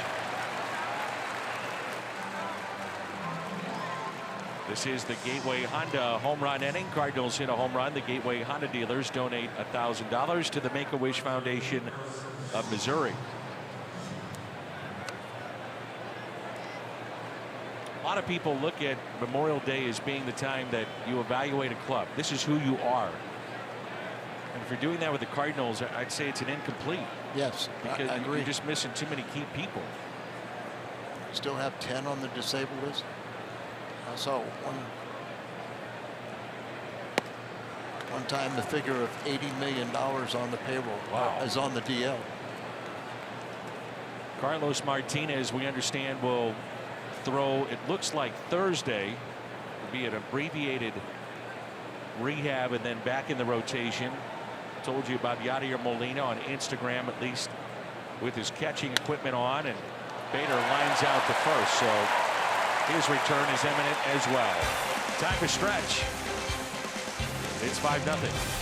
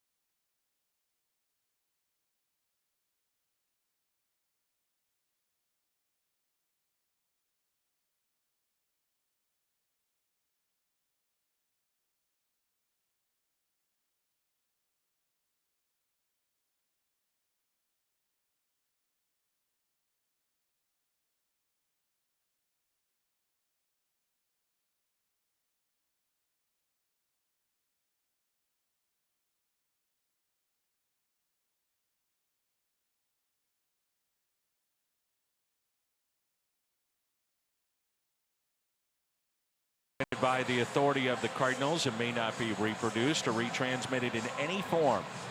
And the content descriptions of this game may not be disseminated without the express written consent of the St. Louis Cardinals. 1 hit allowed. That's it for Michael Wacha as we go to the bottom of the 7th. 88 pitches thrown, and in my mind, I want to get the bullpen active, and Tuivailala is out there throwing. Wacha's spot due up 4th for the Cardinals next inning. More than likely his last inning of work, even if it is a shutout inning.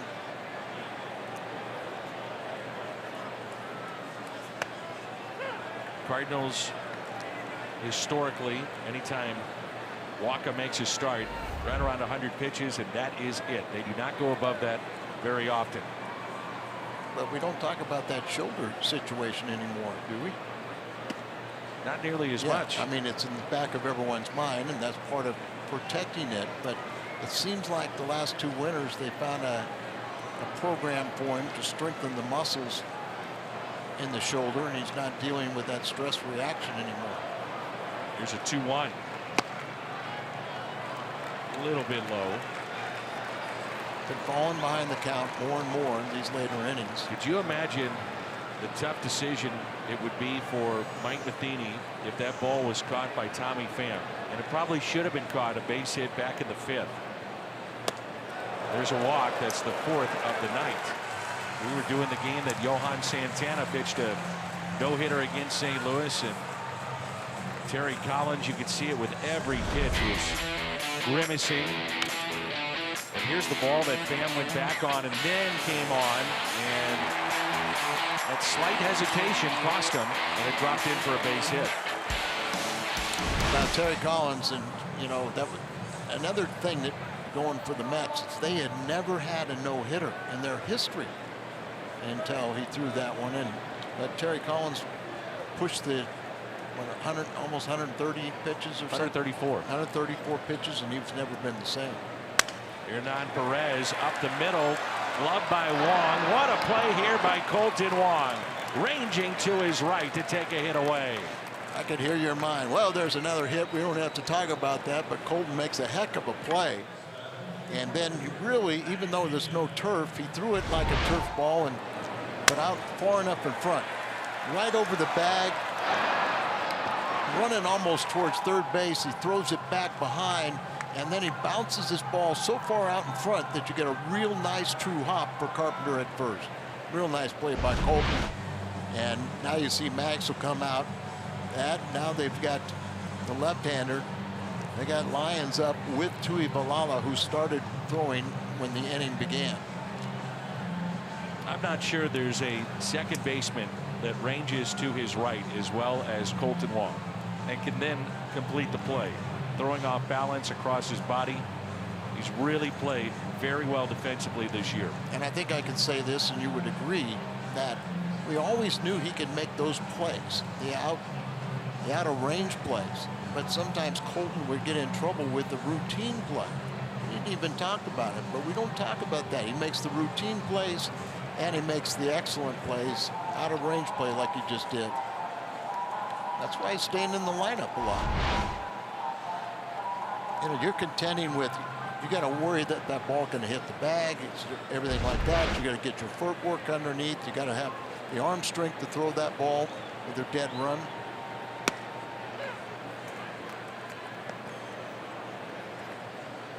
Remember that night with Terry Collins? He was in tears watching him in the 9th inning as Santana had dealt with himself shoulder surgery. And he later told me the next spring training, he said, I knew if we kept him out there 50-50 if he comes back. Right. But you know, a lot of times that pitcher will, the manager will say, do you want it? And his point was to me, well, before I even got the question out, he said yes. He said, I was fighting the decision the entire night. And he said, I couldn't tell this veteran, a Cy Young Award winner, who used to be one of the most dominant pitchers of his era, that you're coming out of the game. He said, I just couldn't do that. It was up to him as to whether or not he wanted to come out. I remember Preston Gomez in the early years of the Padres. And ball just up and in, and no intent there. Just got away a little bit.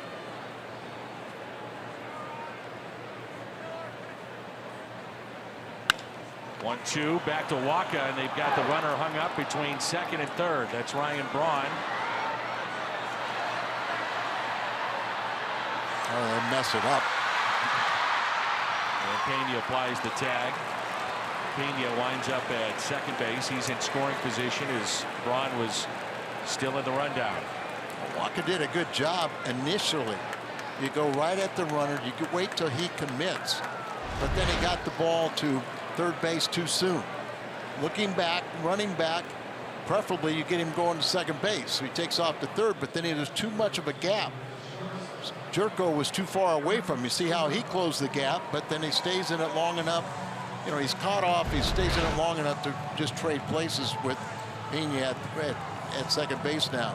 Well, I think it's a teaching moment, because if you're a young player out there and you're Michael Waka, you run at the runner, but then he needs to go to his left towards third to make sure that Braun commits going back to second base. And he was initially going that way, but then he countered to third, and instead of running towards Jerko, he got rid of the ball a little bit too soon.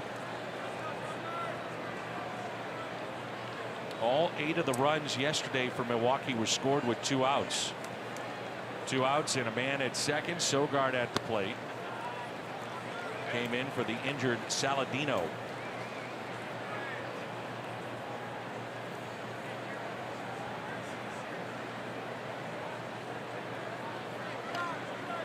Pitches, your last hitter ended on a good note.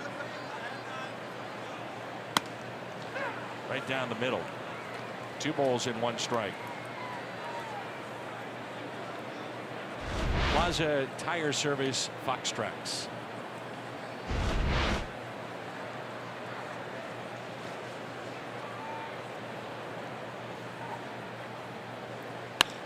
Same pitch, goes the other way with it. Ozuna charging. Will hold up the runner. The tag applied by Jerko, not in time, and runners at the corners. You saw right there that I've noticed that recently, you know, when they have in the infield practice, the outfielders are throwing. Ozuna's not taking part of it. But when he has to throw, and there was a situation there, he let it go. The arm may be sore, but it's not, you know, a liability or a negative when we thought it was early in the season. But he comes up here and fires the ball.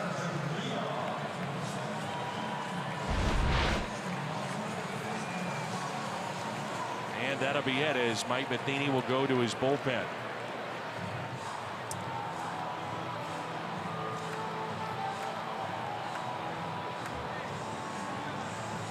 VR, the switch hitter that's been announced. Nice job, Michael Waka.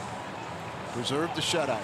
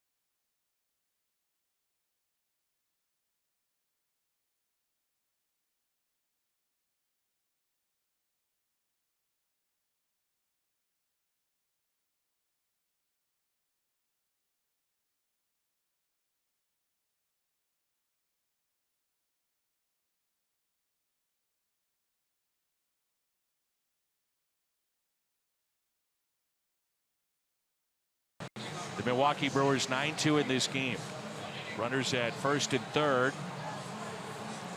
Wacha 6 2/3, only 2 hits allowed. Tuivailala, 13th appearance. None have come on consecutive days. And he has earned this right. His stock is rising as we go along. No doubt. 6 straight scoreless appearances. Earned the win on Sunday. And that's his 3rd career win in May. Unscored upon in 9 of his last 10 appearances. He's doing the job.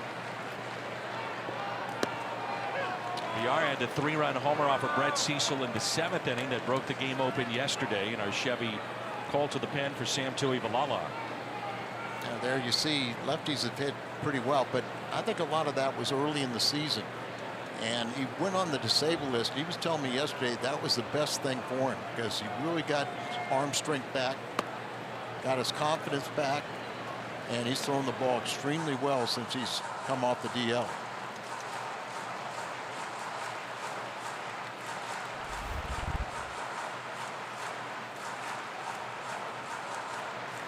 Runners at the corners, 1 ball, 1 strike.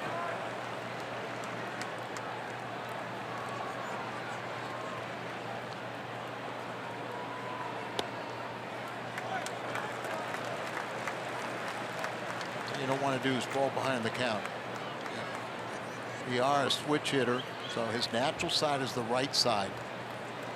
And I'm talking about the sky report on the right side is he just wails, tries to hit the ball at the ballpark.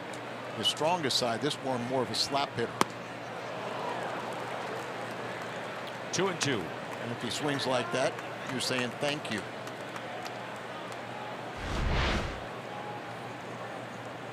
Trying to hit a home run again when you swing like that. When you're a little guy, you know, you'll get a couple here and there, but you swing that big, you're going to make more strikeouts.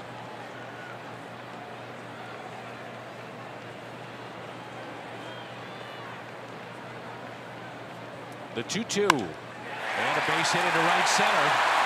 1 run is in. It is going to be cut off by Bader. They'll hold the runner at third. And it's second and third with 2 outs as Milwaukee gets on the board. That's the type of hitter he is not trying to hit the ball out of the ballpark, but just slap it where they aren't. Reaching out, making contact.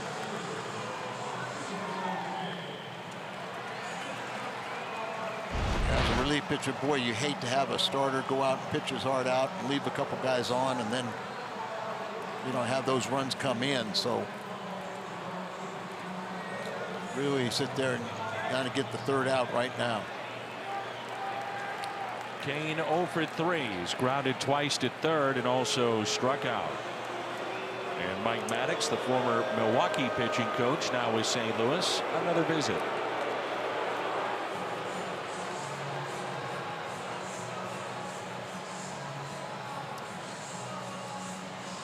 These young pitchers get to hear. They heard what Derek Lodequist have to say. Now you hear from another voice. Sometimes they say the same thing, but you say it in a different way, and it connects. And it's, you know, Mike has a easy way about him. You know, a lot of times the first thing he does is put his hand on the shoulder, and he'll sit there and he's one of the things that are more towards the front of the chest. And he's kind of trying to feel the pulse, feel if a guy is racing. You know, if he's out of control with his, you know, his body, and get it back under control, get him to calm down, start breathing. It sounds so ridiculous, but that is one of the most important things, is to control your breathing.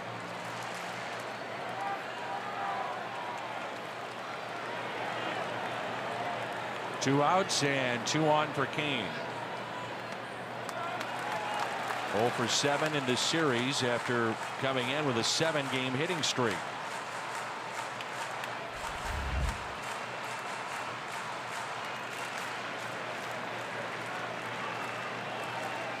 Got 6 home runs on the year. And the 1-0. 2 balls and no strikes. Christian Yelich, left-handed batter at the on-deck circle. Cardinals have the lefty Lyons throwing, and also looks like Jordan Hicks has joined him. Well, in my mind, this is Tui's last batter. He will not face Yelich.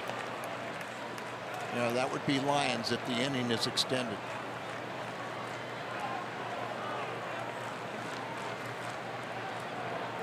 Anxious moments for Michael Wacha. Superb baseball tonight. 2-2.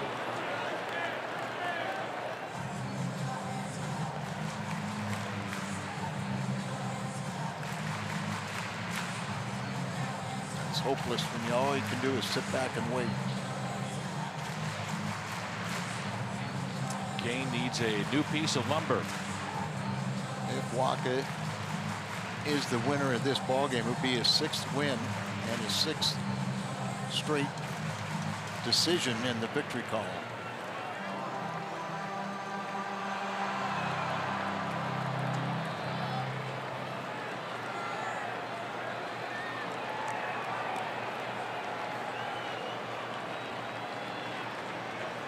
The 2-2 pitch to Lorenzo Kane. We'll do it again. Kane back to the team where it all started for him. Traded away to Kansas City, went to 2 World Series, won 1. Signed a 5-year contract here with Milwaukee. Almost did that, made those 2 outfield deals with Yelich and Kane within hours.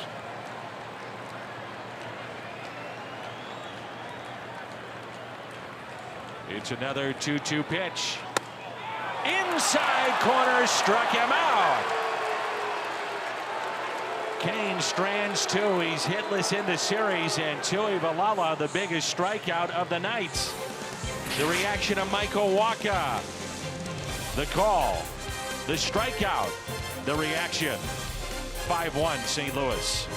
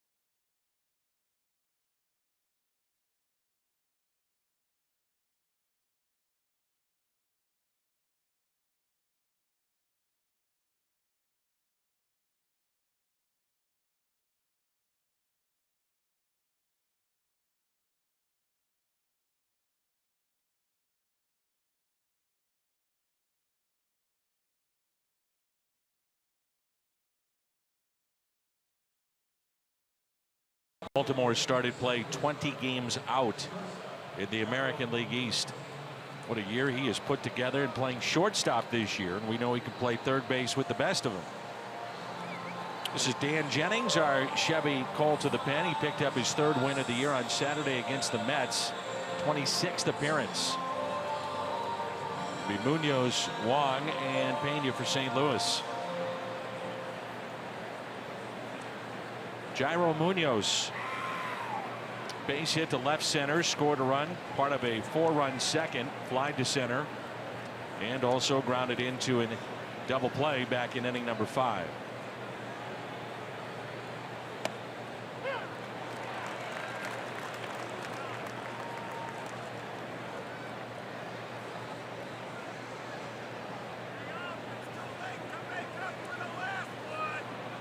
Here's the 0-1 pitch. Breaking ball and a strike. Munoz thinking it was high, kind of went around the plate. Jennings been around a while.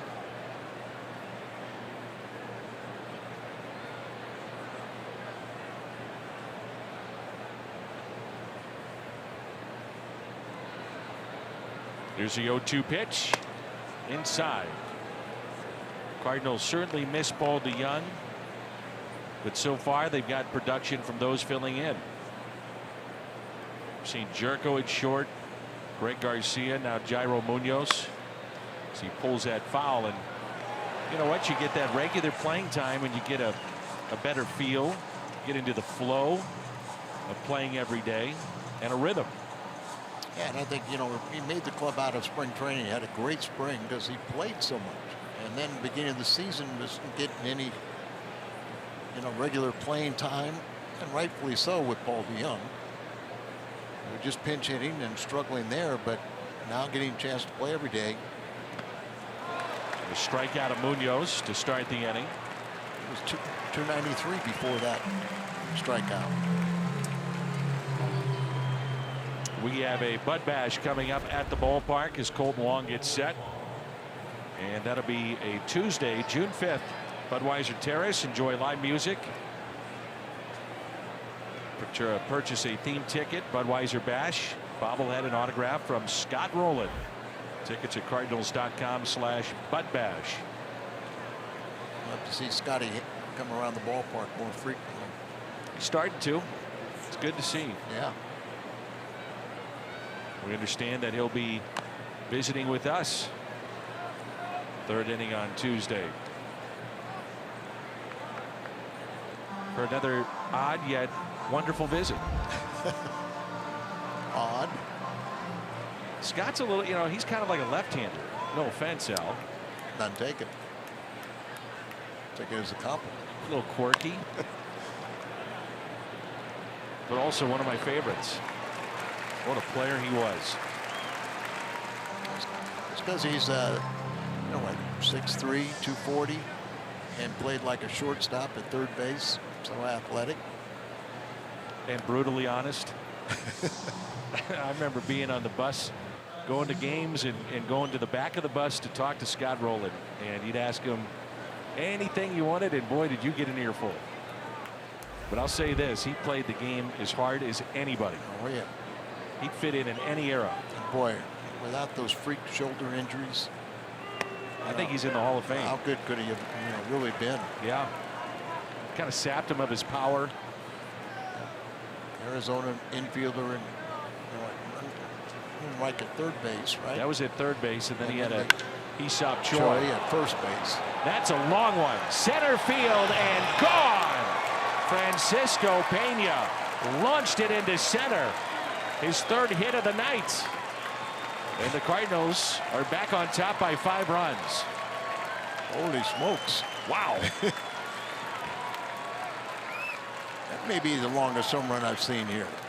That hit up above on the second part of the backdrop. Don't smile. 108 off the bat of Francisco Pena.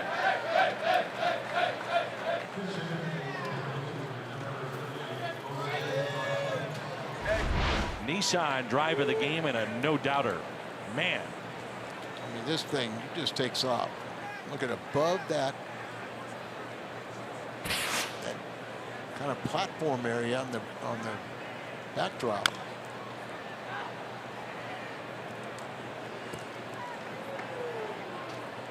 It's 400 to dead center field.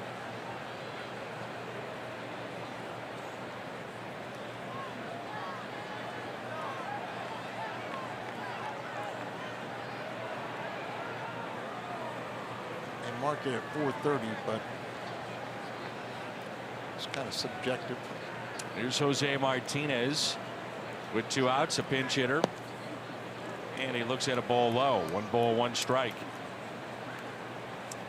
Martinez has been playing every day, so we forget about what he's done as a pinch hitter. I mean, in his young career. 515, 17 for 33 as a pinch hitter. You love him against left-handed pitching too. He's been very good on the road this season. 6th best average in the National League at 330. There it is, the career numbers.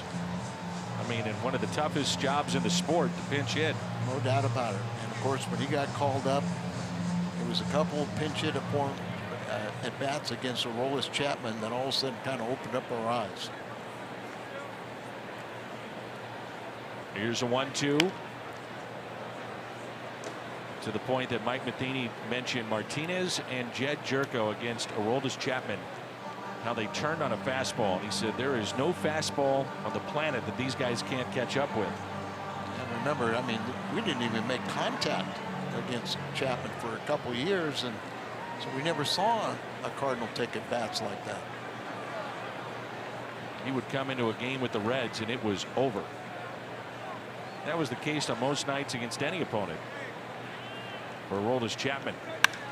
And Martinez smokes it into right, but Yelich with the catch. Francisco Pena, a line shot into center field. No doubt about it. 6-1, Cardinals on top.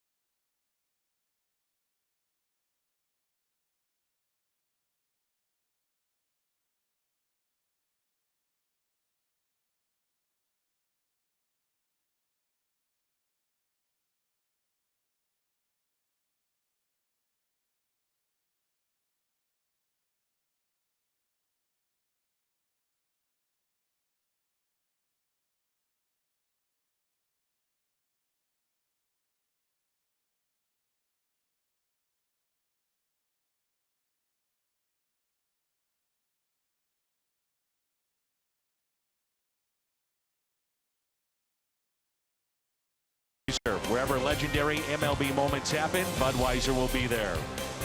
And by Ford, going further so you can.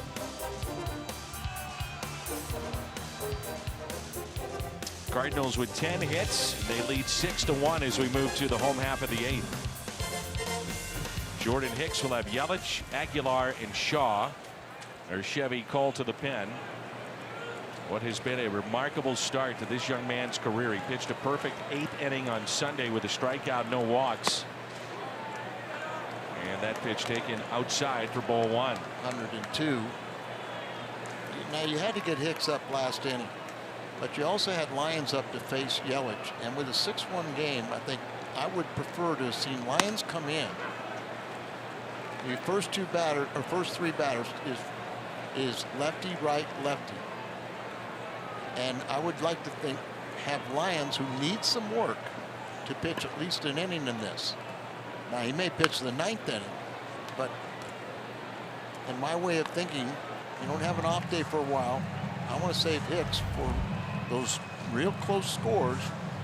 You know, you got Norris and Hicks that are the 2 guys you feel the most comfortable with. You pinch hit for Tui, so you couldn't extend him. Here's a 1-2 and a strikeout of Yelich. He can't believe it. 1-1 on the gun. I guess, Al, the thinking is with Jordan Hicks, and he's a special case, but when he's up, and as you mentioned, they got him up last inning, if he gets up and he starts to throw, one way or another, he's coming in. And you know, that's sort of new philosophy versus old school. You know, a lot of times you would get a lefty and righty up in the 7th inning, no matter what the score was, and they would pitch.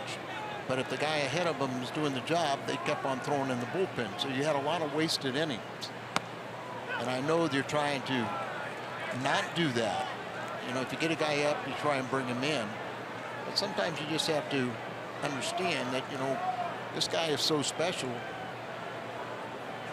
You got to really protect him, and you might have some close games coming up. It's back-to-back sliders, and it's 0-2.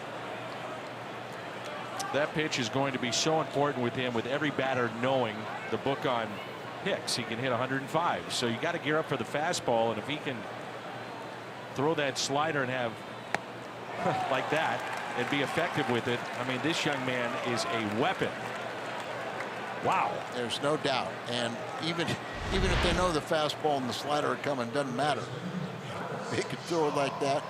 In the back of your mind, every hitter doesn't want to be embarrassed by not getting around on a fastball. So they're going to think fastball all the time. And if you can make a breaking ball look like that, you're going to get really good hitters out. That's a filthy pitch right there. And that's what you're so excited about, because it's not just the high-octane fastball. See, the slider's going to be his strikeout pitch. For some reason, he has a 100+ mile-an-hour sinker that the ball moves, and he doesn't get swing and misses on it. Al, you've been doing this for 30+ years. You've been playing the game, well, you did play the game for 13 in the big leagues. Did you ever think in your wildest imagination you'd be talking about a 100-mile-an-hour sinker? No, I mean, the first time it started to get 92, 93 mile-an-hour sinkers, you go, what's this? You know, your 4-seam fastball guys were, you know, the 90s. But, you know, a sinker ball was 86, 87. Right. Here's a 1-1. The slider taken in. Now, what he is doing right now is important for his development. And with the big lead, nobody on base, you know, they're working on these secondary pitches. And it's popped up into shallow center, backing up Munoz, but Tommy Pham wants it. And a 1-2-3 inning. 10 pitches for Jordan Hicks.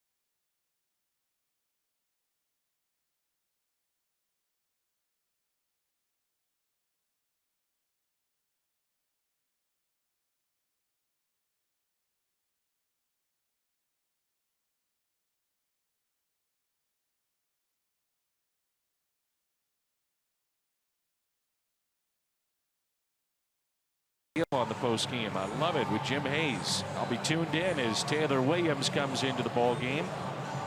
Or Chevy called to the pen. 19th appearance, pitched yesterday. Has done a nice job out of the bullpen for Milwaukee. And the 28 strikeouts in 19 innings, far too many walks with 11, but he's absolutely dominated right-handed batters, batting under 100. So still trying to work on the lefties. And a ball to Matt Carpenter. Beat the shift a couple different ways in the ball game yesterday. 3-0 pitch. Put down a bunt for a base hit. Then socked a home run into the seats in right. See right here, this defensive alignment, this is where easily he could drop that bunt down and pick up a base hit. Well, he did it, yesterday with leading off an inning like he is. But the difference is, the score here in the 9th inning, leading by 6. The old book, which you got to throw 90% of it out, the unwritten book. You don't steal, you don't do, embarrass the opponent by like dropping a bunt down there. And I get that, sure. Yeah, but I mean, it's the old school too, though, is you're going to tell your hitters because we didn't try to add on that you're not going to hit home runs to get back in the game. Elvis night coming up, Cardinals.com/theme. That'll be this Friday. Get an Elvis bobblehead. And I think the bigger point I was trying to make is that with that type of defense, he could start putting down bunts in tight games or whatever. Yeah, and I think we're going to see more of it. We've seen 2, and it will change that shift. Get it back to more traditional if you drop enough bunts down.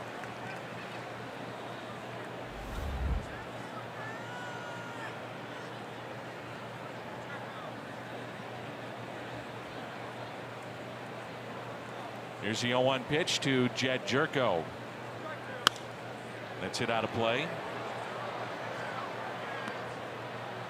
2016, Jerko hit 243. Last year, 272. Or rather, 2 years ago, 272. And then a year ago, 285. The 2 years with the Cardinals, 50 combined home runs.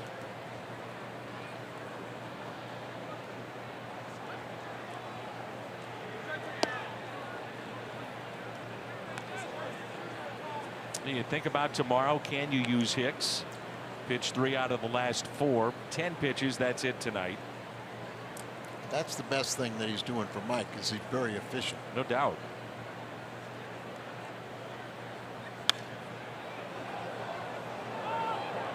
How about his mannerisms? Have you seen him get too high or too low? I mean, he's even keeled. I mentioned yesterday talking with Mike Maddox about the young arms and said, about the quality. Well, he sat there and he said, not only the quality, but the youth of how young they are and how mature they act. And you're right. He just handles himself really well. Young kid. He won't turn 22 until September.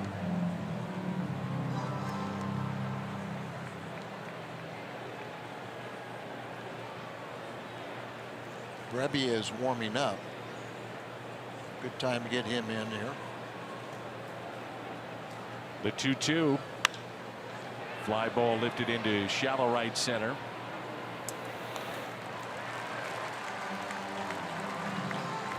And there's 2 outs.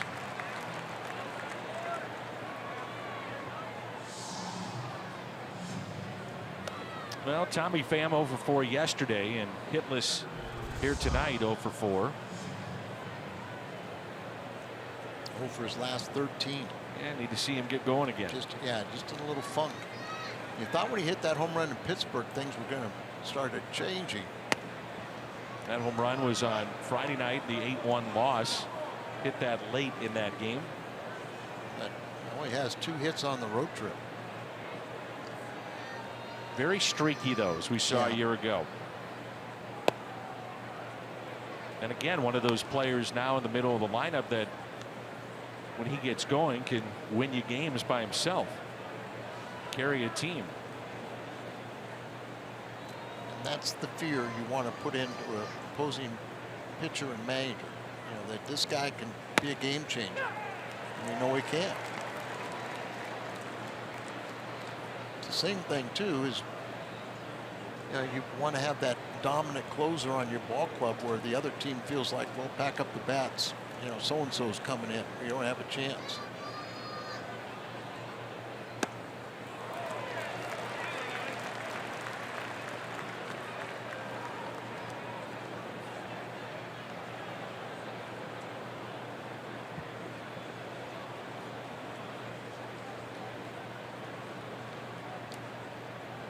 Here's a 2-2 and a strikeout of Pham on the outside corner. 6-1 our score as we move to the bottom of the ninth here in game number 2.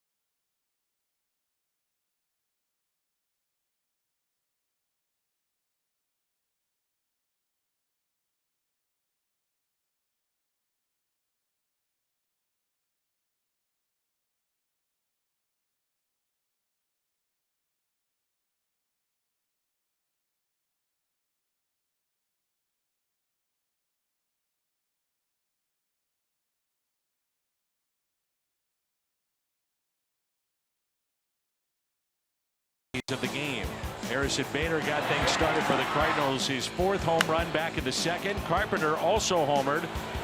A solo shot in the 4th inning, and then Francisco Pena, he got into the act in the 8th. Our Budweiser plays of the game. We wondered whether Hicks, the fact that he pitched the 1 inning, would he come out and finish this game? You know, it's 3 games out of 4 that he's pitched in. So really, all right, let him pitch this game, and then you know he's got up tomorrow. Don't have to use anybody else. I think this is the first matchup between Ryan Braun and Hicks. Kind of interesting to see how Braun fares against him.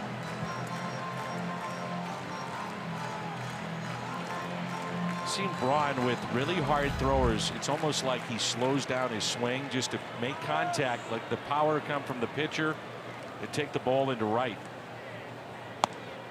That time he swings through the slider, and Hicks may have gotten away with that. It's a pretty good hitter though, swinging through his slider. Well, you got to gear up to the fastball, and even though it's kind of got a hump in it, you're still thinking it's going to be 102, 100 or above. So that slider, like we said, is going to be a strikeout pitch. I believe he's gotten all 3 of his strikeouts on the slider tonight. Big lead. He kind of gets a chance to kind of play around, throw it a little more. Hernan Perez. Fastball at 102.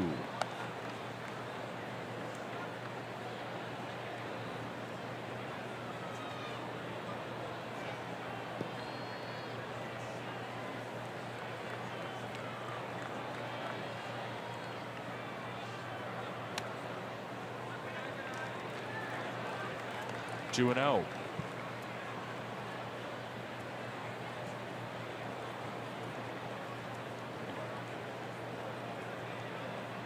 And relax, settle down, take a deep breath, throw me a good heater. Breaks his back. Pham racing in, and a catch made by Tommy Pham. Sometimes those could be very tough on a center fielder. Full swing, but if you hear the crack of the bat, you know. Yeah, sometimes you'll see it off the end of the bat, or in this case, it didn't sound good. Might even broke the bat. Didn't have a false step at all. Got a good jump, came in and fielded that ball. See, he was 2-0, so the hitter's thinking it's going to be a fastball, and yet they still don't really center the ball off it.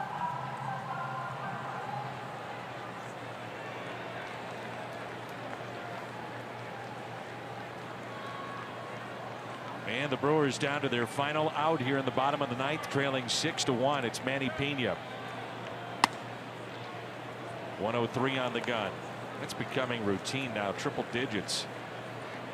You get to 100, it really catches your attention for obvious reasons, but he's now consistently 102, 103.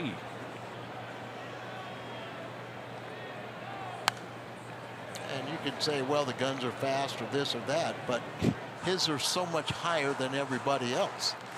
So it just tells you his fastball it's got a much higher velocity than most, and it's historic. And the hitters will tell you too, and they're targeting on a number of swings. He is throwing more sliders today, and that one got a little bit behind it, didn't get on top of it, but still, you got to go up there looking fastball until you get 2 strikes, and then you start praying. Calm down, throw me strikes.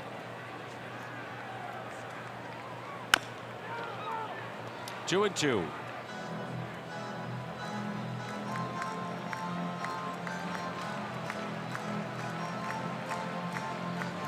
He's been throwing, getting the strikeout pitch, been the slider, but do you kind of put something in the memory banks and now just run another fastball in on them, or do you go with that slider?